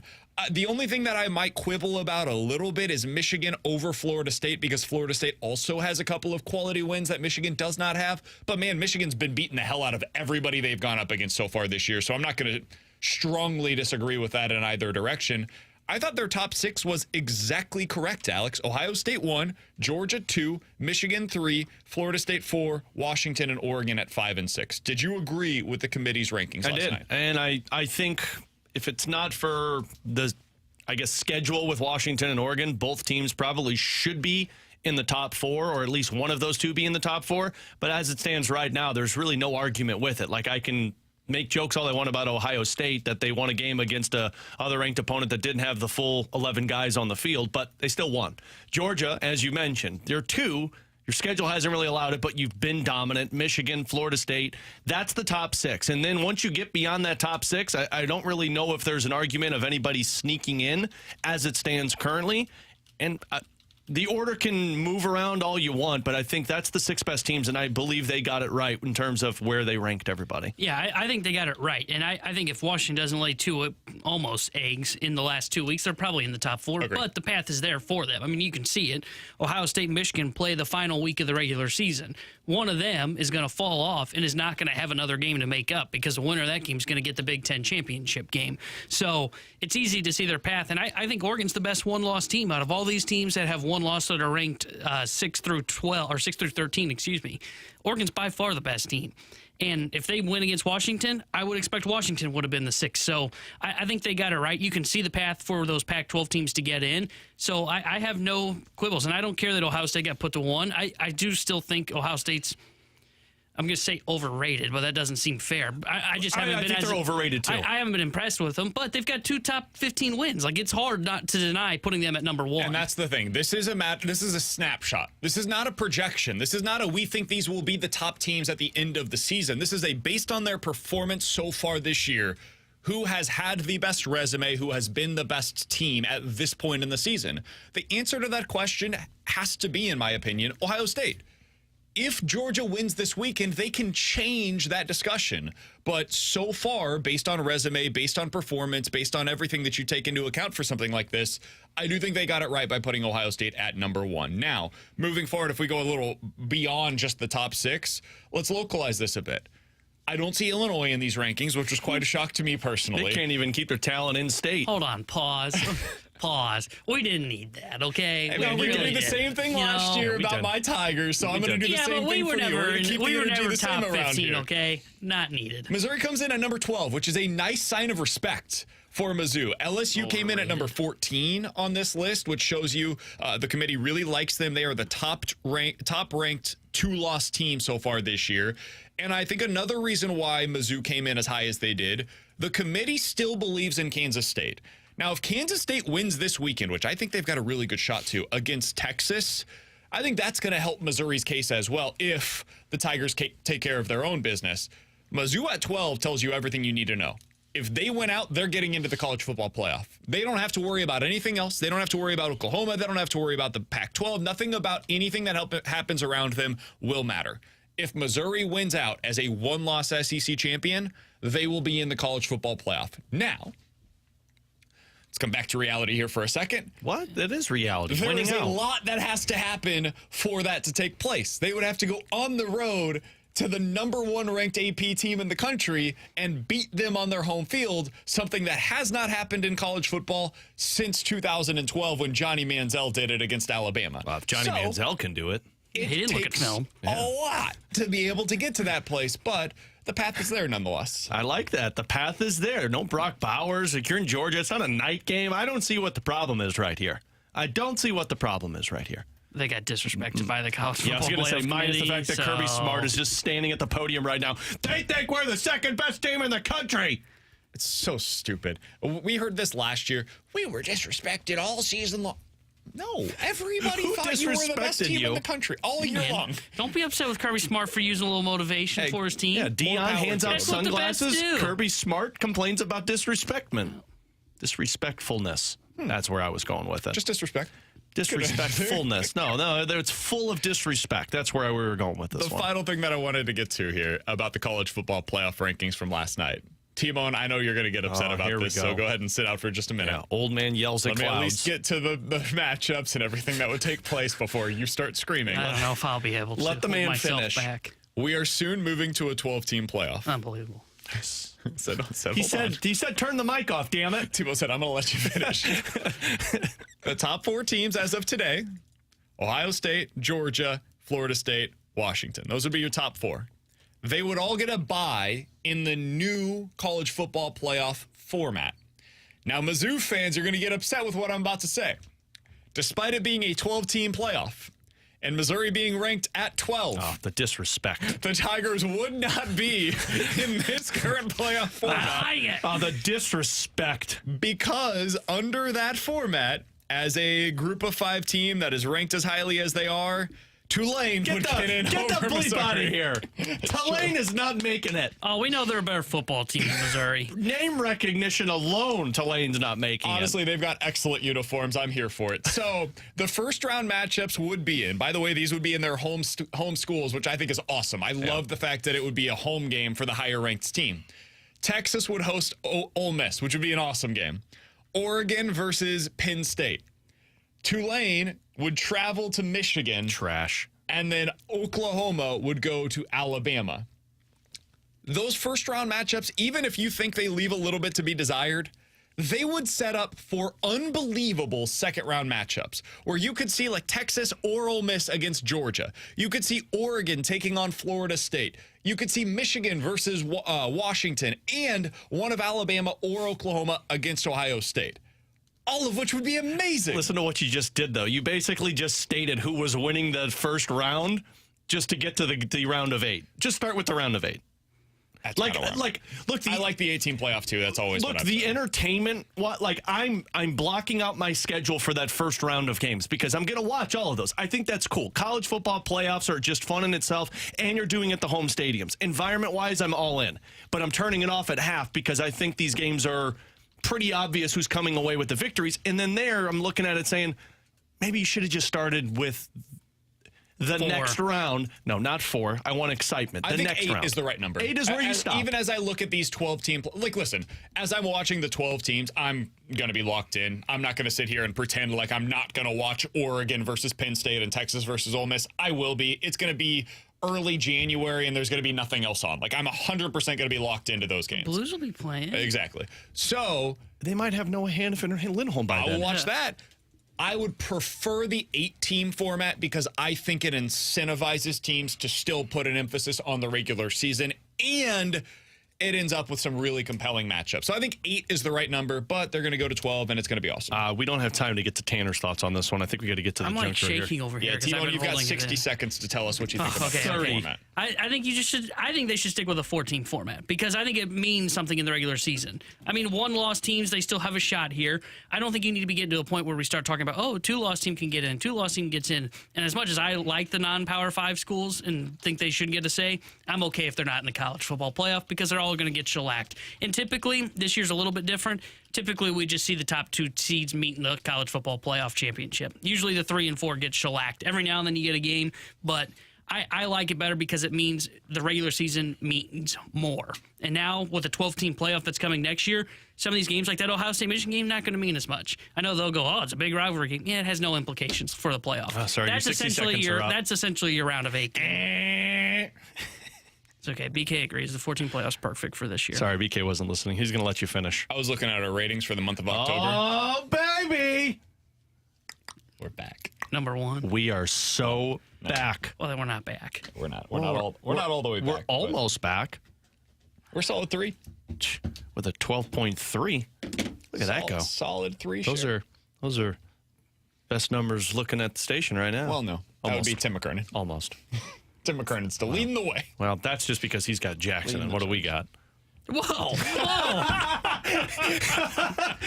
right, you can run. The juncture is coming up next.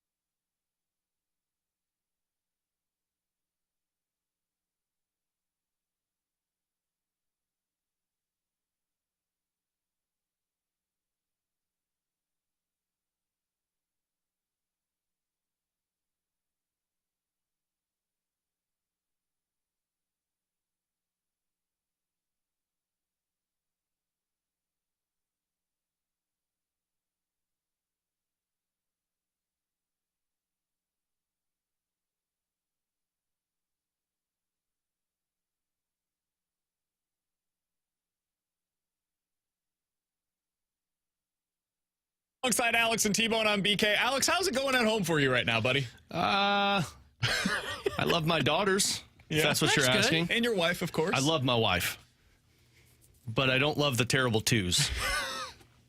What happened, My man? wife texted me this morning. She's at home with them while I work, and she's we're working on the basement right now. We're trying to move her office downstairs so she has more of a space. So while she's working, the girls have their play area. They got their toys, but the problem is there's a lot of stuff sitting around in the basement. And so my 2-year-old she loves drawing right now. She loves to get a piece of paper and just color on it. You should incentivize creativity. That's good for her. Don't tell me how to parent, damn it. Fair. Touche. You know what? That was well So played. I got a picture. Just Bad job by me. Bad form. Shut up over there. no context with it. Just a picture of my daughter, and there's markers all over her. Like there's a big black mark coming from her nose down. Thought it was blood. Not blood, just permanent marker. All over her arms. And so I'm thinking, okay, not great, but you could wash this off. Yeah. And then I get the next picture. Oh, The no, next she drawn picture- the other kid too? Well, no, that would have been much better than what this picture was. The next picture was a picture of our couch that we bought. Brand new couch, bought a couple of years ago. Yeah. We actually paid for it with the money that we got from selling our house. So I can tell you, it's not a cheap couch.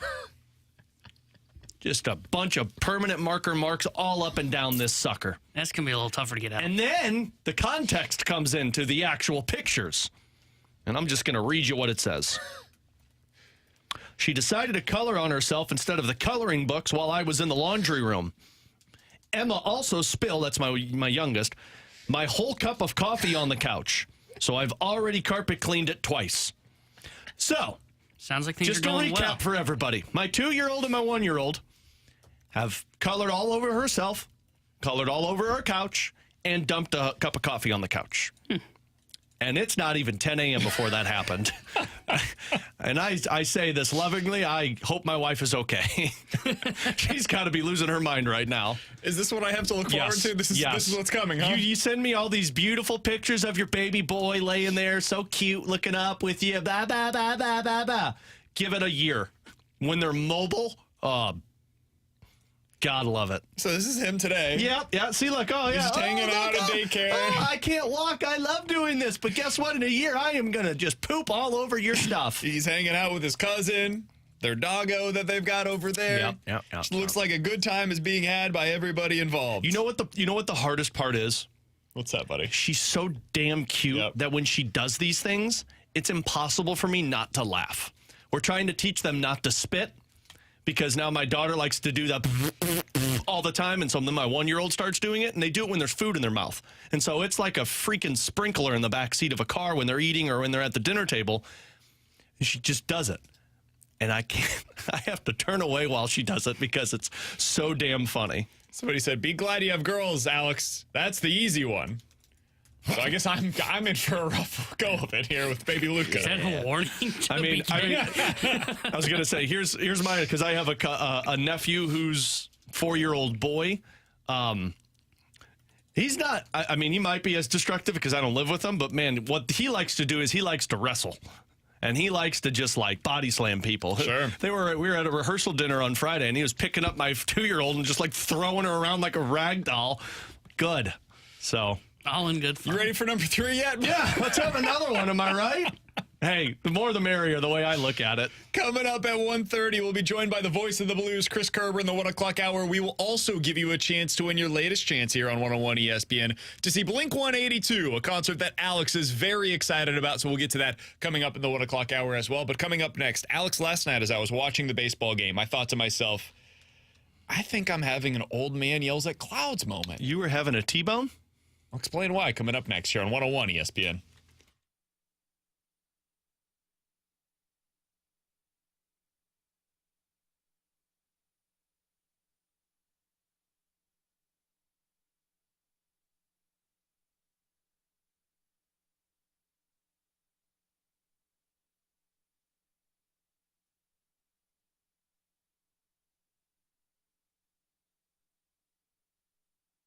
Alex Ferrario back with you. Ted Drew's famous frozen custard. Look, it's about to warm up. Get back to that fall weather over the weekend, which means it's a perfect time for you to head out to Frozen Custard City. Ted Drew's off of Chippewa. It's been a St. Louis tradition since 1929. And look, you are going to love this frozen custard. It's made with milk fat, non-milk fat, eggs, pure honey, anything you can ask for with this. It's creamy and delicious. It's perfect for a dessert, a midday snack, something you get post-dinner in the evening. Frankly, the best part about this is the family traditions that have been being made out at Ted Drew's famous frozen custard. Families are going there all the time, making it a weekly tradition, which you need to be doing with your family. And look, you can get it anytime you want. You want the concrete, sundae, malt, shake, float, ice cream, sodas.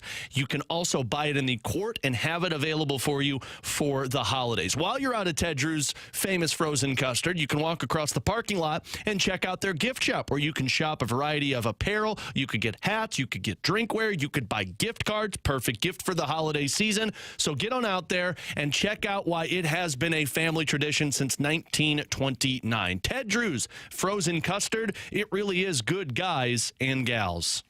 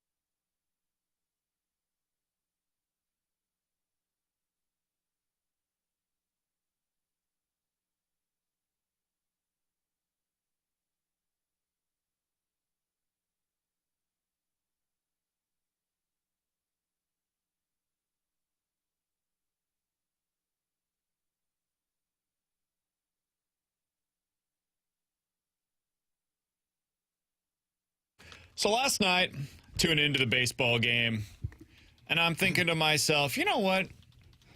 I don't know if I'm interested in watching this game. Oh, I thought you were going to say Andrew Heaney would be a great Cardinal. No, definitely you know didn't who have would be? that Corey thought. Seager. Oh, wait. Yeah, good Cardinals said we had Paul DeYoung. Yeah, well, now they got Mason Wynn. Everything's fine. Is it though? This morning I woke up and I was wondering, like, did I overstate that? Was that as big of an issue as I thought it was? And I see this piece over on The Athletic, and the title is, "On the World Series stage, a bullpen game just feels wrong." And I thought to myself, all right, it wasn't just me. There were others that felt the same way about that game as I did. Alex, I don't think that felt right. And I don't think there's anything baseball can really do to eliminate what we saw last night. This was a matter of teams running out of pitchers. Like, the Diamondbacks don't have enough quality starters to put a starter out there last night. We saw the Rangers go with Andrew Heaney because, man, they looked around the clubhouse and said, we don't got anybody else. I guess you're going to be the one that ends up giving us a start. And he gave him a few innings, but it's Andrew Heaney. Like, that is nobody's idea of a great starter. Wow. The idea of having 4 or even 5 quality starters on a team in this day and age has become something that is almost an afterthought, man. And you look at the way that these games are being played right now, this wasn't the first bullpen game that we've seen in the postseason. Alex, did you feel kind of icky as you watched that game last night and thought to yourself, man, we're going to see like 7, 8, 9 different pitchers come into this game for the Diamondbacks? For a World Series, yes. I'll give you the exact thought process. I'll take you inside the brain of Alex Ferrario. Oh, this is a scary We place. were trick-or-treating. It was cold as you know what, so we said, let's go back inside. We opened up the candy, and we had it on in the background. And I was so uninspired by the fact that this essentially was a bullpen game of a World Series where Arizona's trying to keep it alive. Texas is basically trying to put it away. And that's what you go out there with. And so I said, I'd rather watch something else. I'd rather turn on a Halloween movie. I'd rather watch freaking Hocus Pocus for the 1800th time than that. And that's a problem. And I get it. Like, teams, they don't have the pitching to do it like they used to do, where you can have 4 or 5 legit studs that can go out there in a rotation, so you're only using your bullpen late in games. But to be able to just say, like, yeah, it's a bullpen game for us in a World Series where we have to win. Otherwise, we're going to be down, 3-1? And we're going to just go bullpen because we don't have the arms ready. It's underwhelming. We've seen that the ratings have been significantly low just this World Series alone. This isn't the way to get you more excited about it. So, if I'm Rob Manfred, something's going to have to change. This is going to have to come down to developing pitching, because that's why teams have gotten into this spot. Is teams have gotten so cautious with what the guys in the minor leagues are throwing. I mean, we ran through this. I think it was late in the year, but like the top arm threw 120 innings like in AAA. Like, that's not sustainable. You need to start developing starting pitchers, and you've got to get away from these bullpen games, because I'm a huge baseball fan. The problem is, though, is when you go to a bullpen game on the biggest stage in the playoffs, the World Series, you really kind of regionalize the sport, because then who really cares? It's not the, oh, wow, I get to see, like tonight, you get to see Zach Gallen versus, who is it? Is it Evaldi tonight? Is that right? Yeah. Versus Nathan Evaldi. Like, that's a pretty good pitching matchup. And you're going, wow, that could be 6 innings of just lights out stuff, and whoever makes the first mistake could cost their team the game. And that could mean the Rangers win a World Series because of it. You don't get that in a bullpen game. A bullpen game, very regionalized. Like, most of those guys in that Diamondbacks bullpen, and hell, most of the guys in the Rangers bullpen, never really heard of them. Bullpen arms are tough to keep track of. Starters, those guys go out there every 5th day, so you start to memorize the names. And if you pitch well, not only do you pitch well for an inning, you pitch well for 6 innings or 7 innings. So you start to remember the names of a Nathan Evaldi who's performed in the postseason. You remember the name of a Zach Gallen. You don't get that with a bullpen arm. It's just so much harder. Like, it's tough to keep track of the Cardinals bullpen here in St. Louis. Unless it's happening in the late innings. High Late leverage, innings, that's a little true. different. True. But if a guy goes out there and throws, like last night, Mansply, 1 1/3 innings, nobody's going to remember that. Even if they had won, nobody would have remembered what happened in the first inning of that game. It's just different. And so as I go into it and you think about, okay, what do you do to change this? I don't think there's anything that baseball could have done necessarily with the rules to change what the Diamondbacks did last night. They did what they thought gave them the best chance to win. I understand the strategy. I really do. I get it. You're putting out a guy that you think has the best chance to be able to get Simeon, Seager, Garver, and Carter out. That's it. That was their goal, was how do we get through the first 4 in their lineup by making sure that they don't hurt us. And I guess it worked okay to a degree. It's not like it was this overwhelmingly positive result for them. But if you had to do one thing, it would be what we talked about the other day. It's the double hook rule, where if your starter, and I think 5 innings is what they would use. I know, T-Bone, you think 6 innings would be better, and I agree with you. In an ideal world, that would be what they go with. But I don't think that they're going to be able to sell that. I think what you do is you say, if your starter doesn't go at least 5 innings, you lose your DH. And so last night, if, for example, the Arizona Diamondbacks didn't have a 5-inning starter, Tommy Pham is pulled immediately from the game whenever it is that their bullpen arm leaves. So Tommy Pham last night might not have had an opportunity to go up there to hit. That changes the strategy. If you're going to have Tommy Pham in your lineup, you would assume you want him to go up there multiple times. So instead of going with a bullpen arm to start out the game, maybe they would have allowed Ryan Nelson to go out there and start the game for them and see how long they could go with him. He ended up, by the way, giving them 5 1/3. It just came in relief as opposed to starting out the game for the Diamondbacks last night. I think it's something that the team needs to consider, or the league needs to consider. It's just boring. I mean, look, I mean, you got a lot of offense last night. It's boring unless your team's in it. Then it's different. Yeah. And that's what I mean. When I say a bullpen game is regionalized, the only people that really care about that bullpen game is the Arizona fans. Because they know that bullpen, they start playing the matchup game, and they want to see their team win. Well, you're not an Arizona Diamondback fan.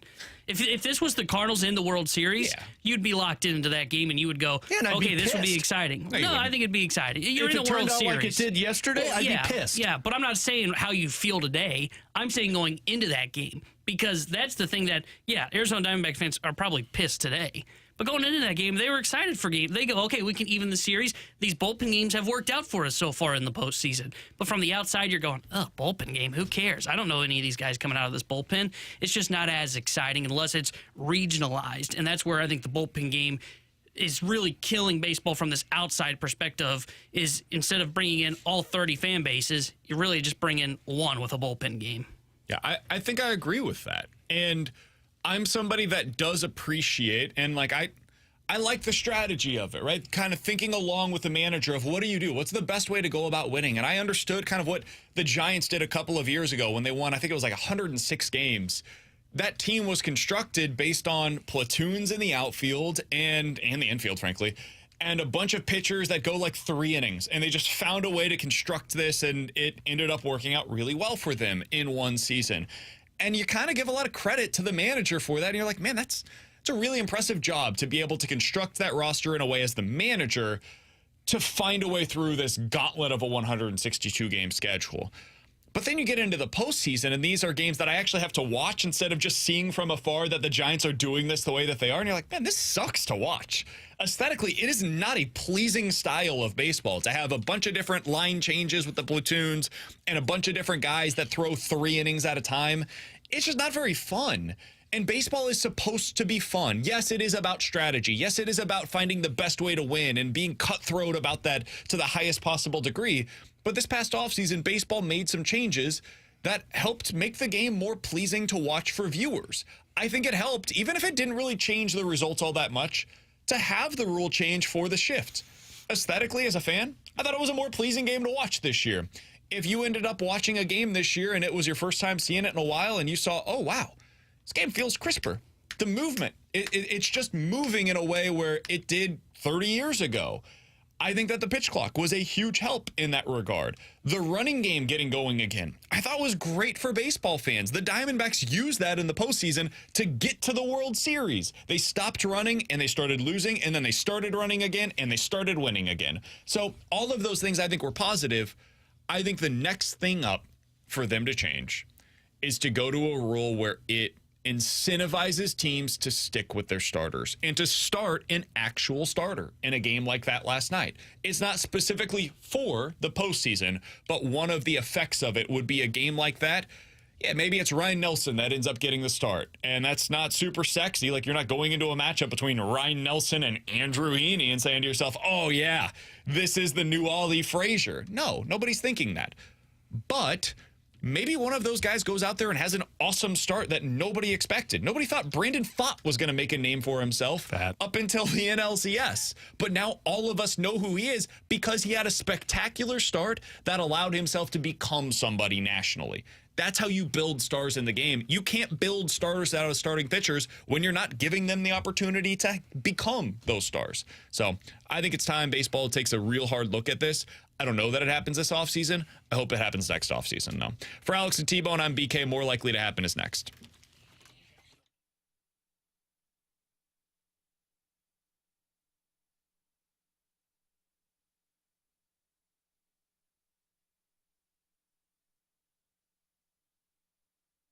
Alex Ferrario with you to talk about my dentist, 100 West Dental off of Manchester. They just built a brand new office with the most modern technology, and patient experience is at the front of the mind. Look, I'm speaking to a lot of guys listening right now. I'm sure you probably don't like going to the dentist. Maybe there's some ladies out there that don't like going to the dentist. You got anxiety. You don't want to hear somebody tell you about the problems you have with your teeth. Look, those problems are important because if it's plaque, if it's bleeding gums, if you've got issues, it's going into your body and your overall health is jeopardized by that. That's why you got to go check out 100 West Dental, because they're all about the preventative procedure. They're taking care of you, your mouth, your overall health in the long run. Super simple. You could do all of your scheduling to get in on their website. You don't need to call. You don't need to speak to anybody. You could check your calendar. You can go to 100westdental.com and you can schedule your appointment. And they even got virtual consultations where you can speak with the doctor. And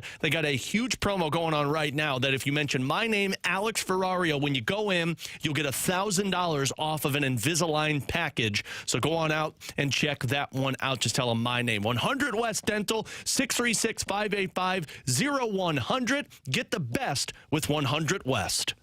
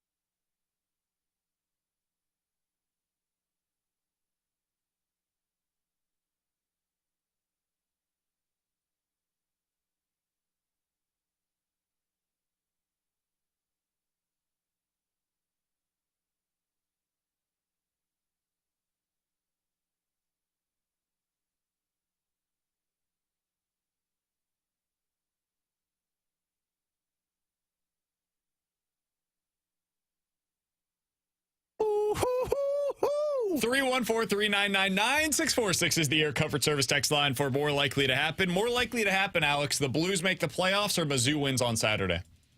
Blues make the playoffs. No, it's Mizzou winning against Georgia. Yeah. Wow, he's out. He's all the way out. I'm not out. The whole point of this season was you squeaking into a playoff spot. And right now, there's 4 other teams in the Central that are also squeaking into the playoff spot. Then what if I framed it this way? More likely to make a playoff.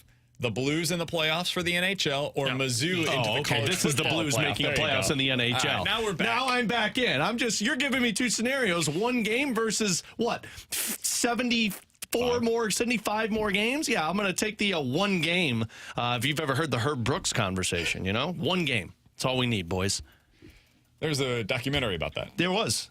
It's back in 1980. I don't know if you saw it or not. T-Bone didn't know what you were referencing there at first. The Team Soviets. Is that Miracle on Ice? No, it's not.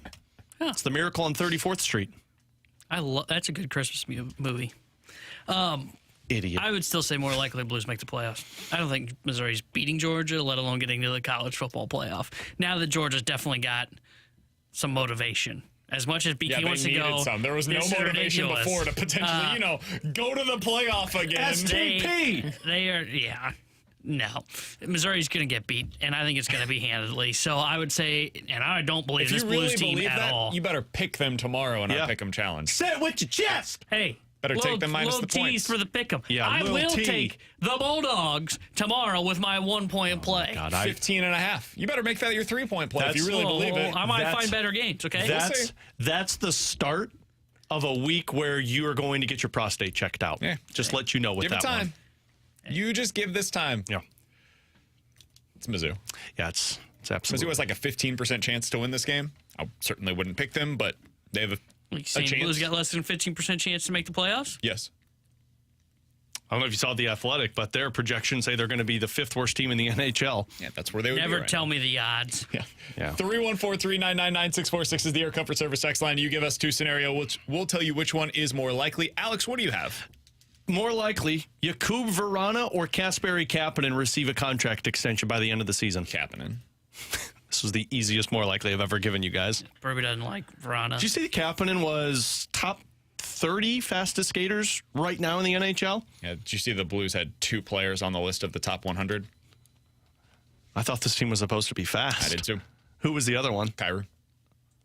Well, that's no bueno. Kyrou's at 57. Well, they probably can't track. Kapanen is at 36. They probably can't track Vrana because he's on the bench. He probably doesn't. Or in the press box. He doesn't have enough time on ice. Yeah, so. Well, thanks, Berube. They could have had 3, am I right? This is over the last 2 seasons, so, maybe. Is that just forwards or is that overall players? Because I didn't look. I thought that was just forwards. I think you're correct. Because defensemen, I almost would guarantee you're going to have Parayko and Falk in that conversation. T-Bone? Am I supposed to answer his more likely? No, go ahead. Yeah. Okay, Whoa. I already forgot what his was. So. Kapanen. Oh, you think that's right. More Yeah, likely that Kapanen resigns than Vrana. Give me the damn bottle. You know what? You're trending towards me pouring hot coffee on you when you have tone I'm not problems. your daughter's couch. Yeah, that's very true. It was cold coffee, I think. More likely. Hot would have come off faster. More likely to reach the Sweet 16 this year. Don't Mizzou say Illinois. Or Illinois. Okay, Mizzou. Illinois. It's the correct answer. Guys, we just beat number 1 Kansas. Yeah, in a preseason game that didn't matter. Hey. Did you see that SLU loss to Kentucky Wesleyan? They didn't lose, did they? That's no Did they bueno. not? No, I think they won by 10. Louisville did. Louisville lost to them. You know who's on that Louisville team, by the way? I remembered this yesterday after we talked about this. Sky Clark, who was one of the Illinois' top recruits last year. No. And that coach was basically like, we have no talent. Yeah, I agree. I watched Sky Clark play. Stop trying to make Illinois work, man. No, Illinois is ranked 19th in the early Kin Palm ratings. Oh, cool. 19th. And that's Mizzou? how many points they'll lose by. 55, but they always underestimate the Tigers. Mizzou's got like a 7'8" dude. Yeah, We're okay. good. Just because you're taller than me, you got skill. Well, just because you had skill doesn't mean you could win. So they underestimated our Tigers. Yeah, okay. Sometimes height wins games. What's sad is, I would actually say I would probably trust Mizzou more than Illinois because I've seen Illinois, put together okay seasons and then show up in March and then they forget how to play basketball. Kind of like the Cardinals in October, So I'm saying Illinois just so. Yeah. Like, does your team have chemistry issues? I'm assuming they do because they do every year. They still have Hawkins. He's the most frustrating player I've ever watched play basketball. All right, from the 314, guys, more likely to have a bounce back season for the Cardinals in 2024, Tyler O'Neill or Dylan Carlson? Wow. Tyler O'Neill. Oh, you said for the Cardinals. You gave me a loophole. I'll say Dylan Carlson because Tyler O'Neill won't be on the Cardinals next year. I think there's a chance that Dylan Carlson finishes the year as the Cardinals center fielder, and we're fine with it. I think there's a chance. I would not go into it feeling overly optimistic, but it's possible that we look back and we're like, yeah, man, he's just super hurt the last couple of years. Yeah, I don't think that happens. But I will say more likely he's more. I hear what you're saying, but you're wrong. Yeah. See, I appreciate that T-Bone let us finish all of what we had to say, and then, not happening. This is just, that felt kind of like the Paul DeYoung discussion where it's like, well, if you squint, he could hit 20 homers. And I said, no, he can't hit 200. Paul has been hurt for 3 straight years. Yeah, and then he hit 157. Yeah, no. BK at least one point this past season was like, man, Paul DeYoung might be back. And then who was it? Toronto first, and then San Francisco. Literally 2 teams in a matter of a week got rid of him. Yeah, that happened. Guys, more likely to happen. the Cardinals end up going into the offseason and making a trade for a number one starter or signing one of Aaron Nola or Blake Snell? I'll say signing one of Aaron Nola or Blake Snell. And I think it's just going to be Aaron Nola. I feel the Cardinals are going to throw the kitchen sink at him because it's the best available that the Cardinals see and say, this is our guy. And in that case, even if somebody jumps in last minute, the Cardinals jump in last minute and say, no, we need to make sure you're a part of our team. So I'm going to say it's Aaron Nola or Blake Snell. I agree. Ask me in a month and my answer might change. Well, in a month, it'll be Luis Severino. It'll be like, hey, this guy used to be an ace. The reason I say that is because some of the reports have been saying the names that are available via the trade market, and we haven't heard Cease's name pop up yet. That's a good point. We've heard Glass now, but he won't cost you a lot, so I could see where they could make that trade. I think they are trying to explore moving a Nolan Gorman or someone to get somebody with a higher ceiling and more control. Don't do that. I hope they don't do that, but I think they are exploring it. And that's why I say, for right now, I would say it's Nola or Snell rather than the trade market for the number one, just because I have not heard Cease's name and I've not heard Seattle's pitching, Logan Gilbert, their pitchers come up in any rumors either. Sorry, sneezed. Do you think they could end up with, let me ask this question. I don't think we've talked about this. Would you rather have Light bulb. Are you sure? Would you guys rather have Sonny Gray or Tyler Glasnow? I would rather. What's the other pitcher with him, though? Because I think that's important context. Let's say they get Nola. And then I'd rather have Tyler Glasnow. What if they get Snell? Then I'd rather have Sonny Gray. It comes down to the uncertainty of Glasnow and the uncertainty of Blake Snell. I don't think you can do both Glasnow and Snell. Yeah, you can. Because you can only project those two for 40 combined starts, probably. What if you got Glasnow, Snell, and Bieber? Then you have Michaelis Bieber covering for Snell. But see, that's the problem. When you lose one of them, now you're into the same scenario where you got one guy and then you're trying to project two other guys in something that they're not. And you're not wrong. And we had this conversation in the office. I'm not wrong. No, you're not wrong in projecting Bieber to be an innings eater. Guys, he just came off a year in which he was hurt. So Still threw innings. Easy, Dr. Evil. Yeah. He got hurt, though. Like, it happened. Listen how angry he's getting. He got hurt, though. Just stop it. Like, I'm not going to project him to cover 200 innings after dealing with an elbow injury. Stop interrupting me. He got hurt. I don't think I've ever heard Tebow that. He got so angry. I said he got hurt because, like, he ate innings. But he got hurt. Like, it happened. I didn't make that up. When he starts stumbling over his words, you know he's pissed off. I would be willing to do it, though. I would do Glasnow, Snell, and Bieber, but I think you should be a little more on the cautious side of saying Bieber's going to eat innings. I'm so excited for our Choose Your Own Adventure this year. It's going to be so much fun. Excited. There's so many different options. I'm excited for our weekly free agent roundup. We're going to start that next week, potentially, depending on what happens with the World Series tonight. Damn right we do. Let's go, Rangers. I'm going to go buy an actual cowboy hat this time, not too, the American we can go on, flag one. We can go on Amazon right after this segment. And after we get back from buying our hats, we'll be talking with Chris Kerber, the voice of the Blues, here on 101 ESPN.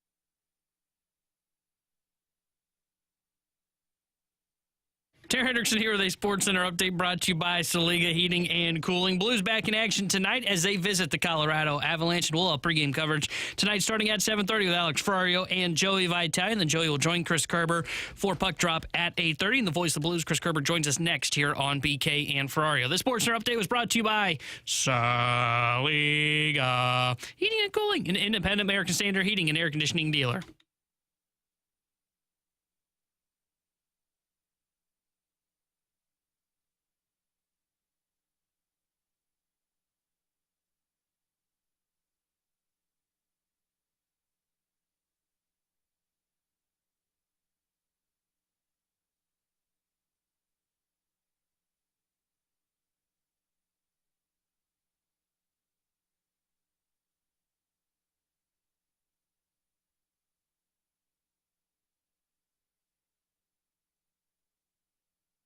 Alongside Alex Ferrario and Tanner Hendrickson, I'm Brandon Kiley. Always happy to go out to the 101 ESPN hotline as we do each and every Wednesday, typically right around 1:30, to be joined by the voice of the Blues. He's Chris Kerber, joining us live from Denver, Colorado. Kerbs, how you doing today, man? Brandon, I'm doing well. Walking back to the hotel from the rink, and gorgeous weather. Nice views of the mountain in the distance. Pretty cool. Sorry, I'm laughing because he said typically around 1 o'clock or 1:30, and it's 1:38. Listen, man, T-Bone had to let it cook in the last segment. We had to allow him to have his T-Bone's opportunity. updates are like 4 minutes long these days, so... Sorry, Curbs, we would have had you 3 minutes ago. All right, Curbs, let's get into the Blues, though. Not waste any more time that I know is precious for you while you're out there in beautiful Denver, Colorado. Curbs, how does this team get the offense going? No idea. What else you got? Okay, there we go. Good enough. Let's. No, I mean, like, you know what? I think it starts with, number one, just shooting more when you're getting the opportunity. It sounds basic, but I think that's kind of an important part of it is, you know, I think at times they're sometimes looking for that extra pass, but not only shooting more, I guess, but getting them on net. I mean, that's got to be part of the issue here as well. So, I'm confident with the players that they have that the offense is going to find a way. The power play getting rolling is going to be a huge part of that if they can get it rolling. I'm more encouraged with the fact that defensively, for the most part, they've been really solid.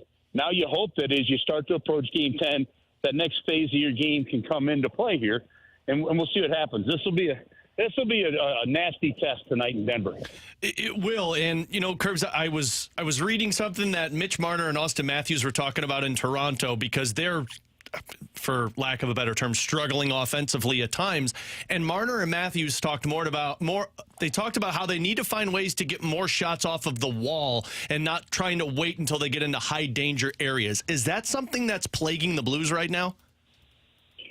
Well, it's something that teams are defending so well that I think it could be quite a challenge. So, yeah, I think what the Maple Leafs guys are talking about is something that the Avalanche do really well, and that's get the puck to the front of the net and create some havoc.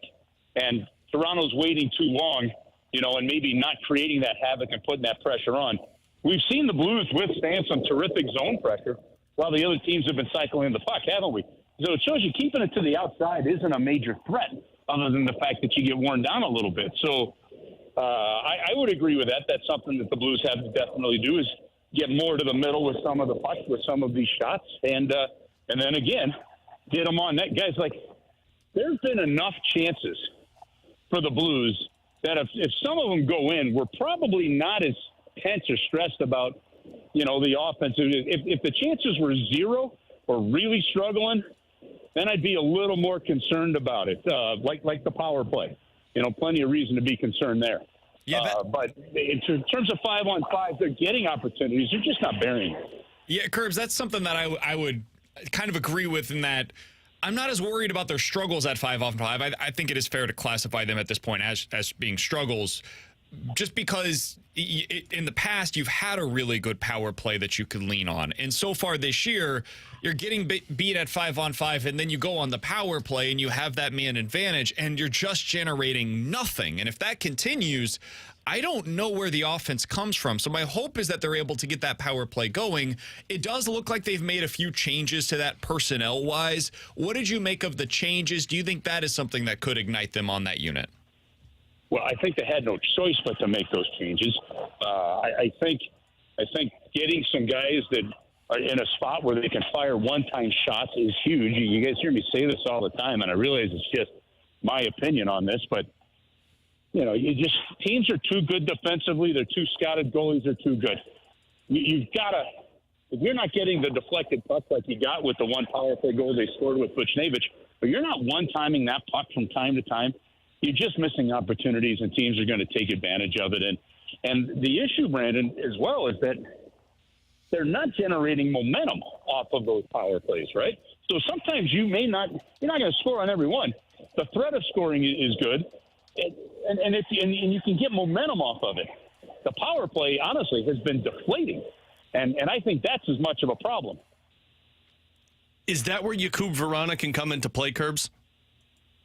Well, this is an interesting one, and I'm trying to decide if he's my money line go-to for tonight, Alex, because that was my initial thought, right? It absolutely is. However, having said that, somebody's got to get him the puck in a way that he can shoot. And Craig Berube just literally talked about this. He just talked about the fact that it's not just getting more shots away, but it's actually the passes coming to him have got to be flat. They've got to be executed. They've got to be in a way that you can get shots away. And that's a big part of this too. He hasn't been happy with just the basic execution, bouncing pucks, things like that. So that's an area that they'll have to do it. Now, Verana's an interesting one because he wasn't sat because he was struggling offensively. Craig Berube was sending a message to everybody saying you've got to be more than just a shooter. Beyond being a shooter, you've got to play some. We need more from you along the walls. We need winning puck battles, and not just a shooter looking for points. And that was the message he sent. We'll find out if they get it. This is a Colorado team that's been shut out in back-to-back games.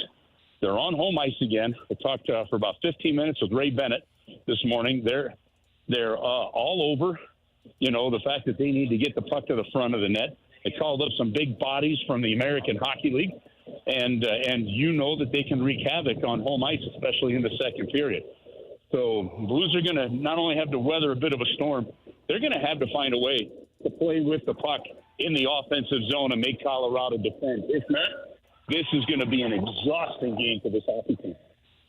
Going to be a tough one there tonight in Colorado. Curbs on the call with Joey Vitale. Your home of the Blues is 101 ESPN, where we will have pregame coverage with Alex and Joe starting tonight at 7:30. Curbs, enjoy your time out there, man. Fingers crossed the next time we're talking about some of the positive changes that have taken place within this team. We'll talk with you again next week. Until then, enjoy the time watching this.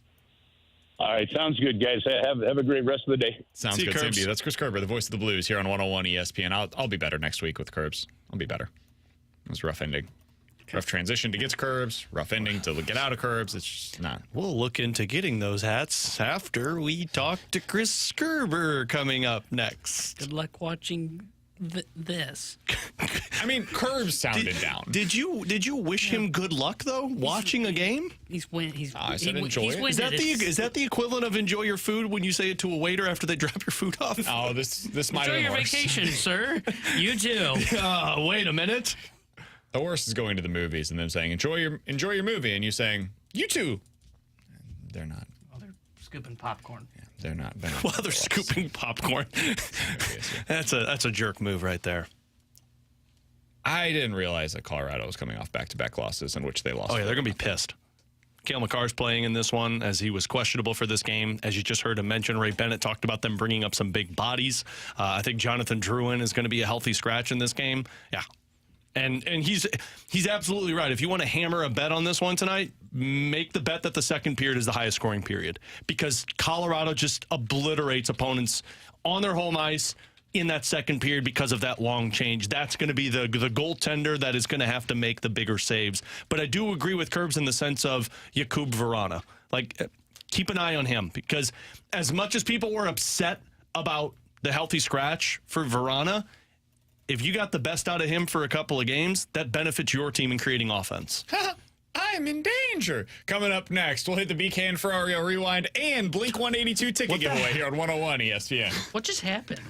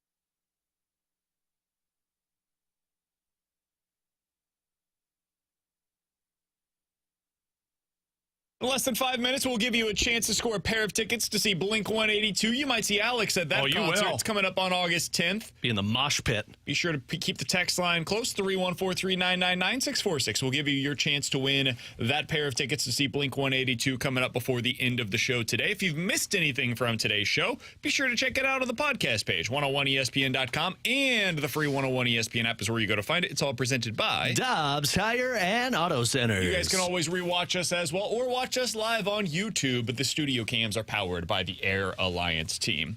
Alex, we mentioned yesterday the Jim Bowden piece that projected every pitching contract that's going to be given out this offseason. They all seemed pretty darn reasonable, honestly. Well, one of the contracts that he did project was Lucas Giolito, and we got into the contract projection yesterday, but we never really discussed what he wrote about Giolito. I wanted to mention this because I'm curious if you would be interested in, even if it's not Giolito, a pitcher like this, Alex, for the Cardinals. He says Lucas Giolito's best seasons came between 2019 and 2021. He finished in the top 11 of the AL Cy Young Award voting all 3 of those seasons. He needs to sign with a team this offseason that has a strong pitching coach and an analytics staff that will treat him as a reclamation project. With the right pitching plan, Giolito could rediscover what he had during the prime years of production when he was a perennial Cy Young candidate. I don't even think you need to ask me the question you're going to ask. I think you just answered the question with the statement you just read. Can the Cardinals be that team? Absolutely not. No. I mean, 3 years from now, maybe, now that they've put an emphasis on fixing the analytical side and understanding how the pitching development needs to be a main focus. But no. You know what that screams? Tampa Bay. That screams Tampa Bay, because they're the prototypical team that if a pitcher is lost and needs to be found, he's the lost puppy. And if you need to be found by your owner, you go to the Tampa Bay Rays.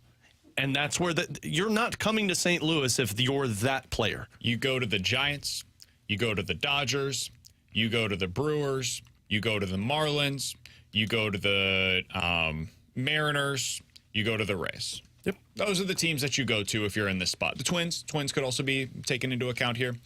Guardians, for some pitchers, have been really good at this. The Cardinals need to be able to do this. Yeah. Now, I will give them credit where it is due. Last year, I thought Jordan Hicks was a lost cause. And this year, if you look at any of the projections, he's probably going to be the second highest paid reliever on the free agent market. And number 1 is the guy that everybody considers to be the best reliever in baseball with Josh Hader. So they fixed him in some ways. Now, I know people won't give them any credit for that because we can't do that around here. We can acknowledge the rest of the staff was horrendous. They were a terrible pitching staff this year. The Cardinals deserve credit for fixing Jordan Hicks midway through the season. Can they do that with Lucas Giolito or other pitchers like him? I don't know. They seemingly found a way to get Steven Matz on the right track last year, but he got hurt, and so we couldn't see it for any sort of a sustained period of time, so we have no idea if that was sustainable or not. I would like to believe that they could do this. I would like to believe that they can bring somebody in that is a reclamation project and they'll get the best out of him, but I don't know if they actually can or not. So if Lucas Giolito ends up signing a deal that's similar to Zach Eflin, where he's getting, I think it was like 3 years that are guaranteed, and it's like $13 million a year with Tampa, you can't do that here. If you're going to sign Lucas Giolito, it's got to be a 1 or a 2 year deal worth like $10 to $12 million per year. Those are the kinds of deals that you can do that you're banking on the upside. You can't do a long-term deal, though, because you can't assume that you have what it takes to be able to get this guy back on track. Yeah, I agree with you. They need to become a team that can go to that spot. I mean, they used to be that before the pitching labs were developed when they had Dave Duncan running things as the pitching coach, where it was, okay, that's a spot where I can go get myself fixed. They can help me and get me fixed.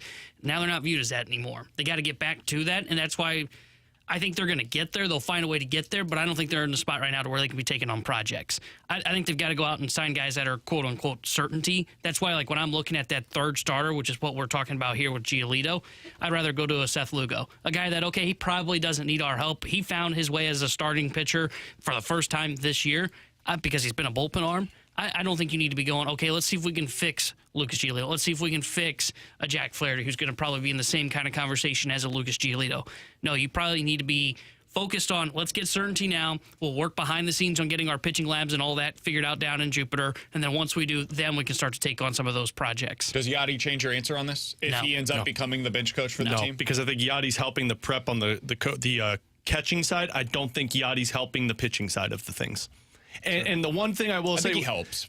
I think he helps, but I don't know if think it's he enough. immediately makes you into a destination for these kinds of guys, but I think he helps. I think he helps if you're bringing in a guy who already has great stuff and you're trying to get better out of it. I don't think he helps the guy that's lost his stuff and is trying to find it. And in the bullpen recognition for the Cardinals, a bullpen arm is different than a starting pitcher arm for me, because your lineups see that guy 3 times, you hope, and you got to figure out how to get the best stuff that keeps guys off their toes. I think the biggest thing here, and T-Bone, you nailed this, it's not even if the Cardinals think they can do it. It's if these pitchers think the Cardinals are capable. Yeah.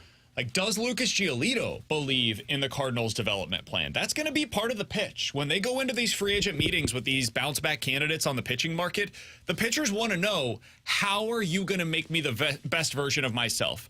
And for some of those pitchers, maybe they'll take less money or fewer years with the belief that you can actually do it. I don't know if you're the Cardinals, if you can be that team. I would actually say right now, I don't think they can be. All right, right now, 314-399-9646 is the Air Comfort Service text line. If you are texter number 101 with the correct answer to this question, you are getting a pair of tickets to see Blink-182. What does Alex's family eat for Thanksgiving? If you have the correct answer on the text line and you're texter number 101, you are getting the pair of tickets to see Blink-182. We'll talk to you guys tomorrow at 11 a.m. The Fast Lane's coming up next. He got hurt, though. Like, it happened. Listen how angry he's getting. He got hurt, though. Just stop it.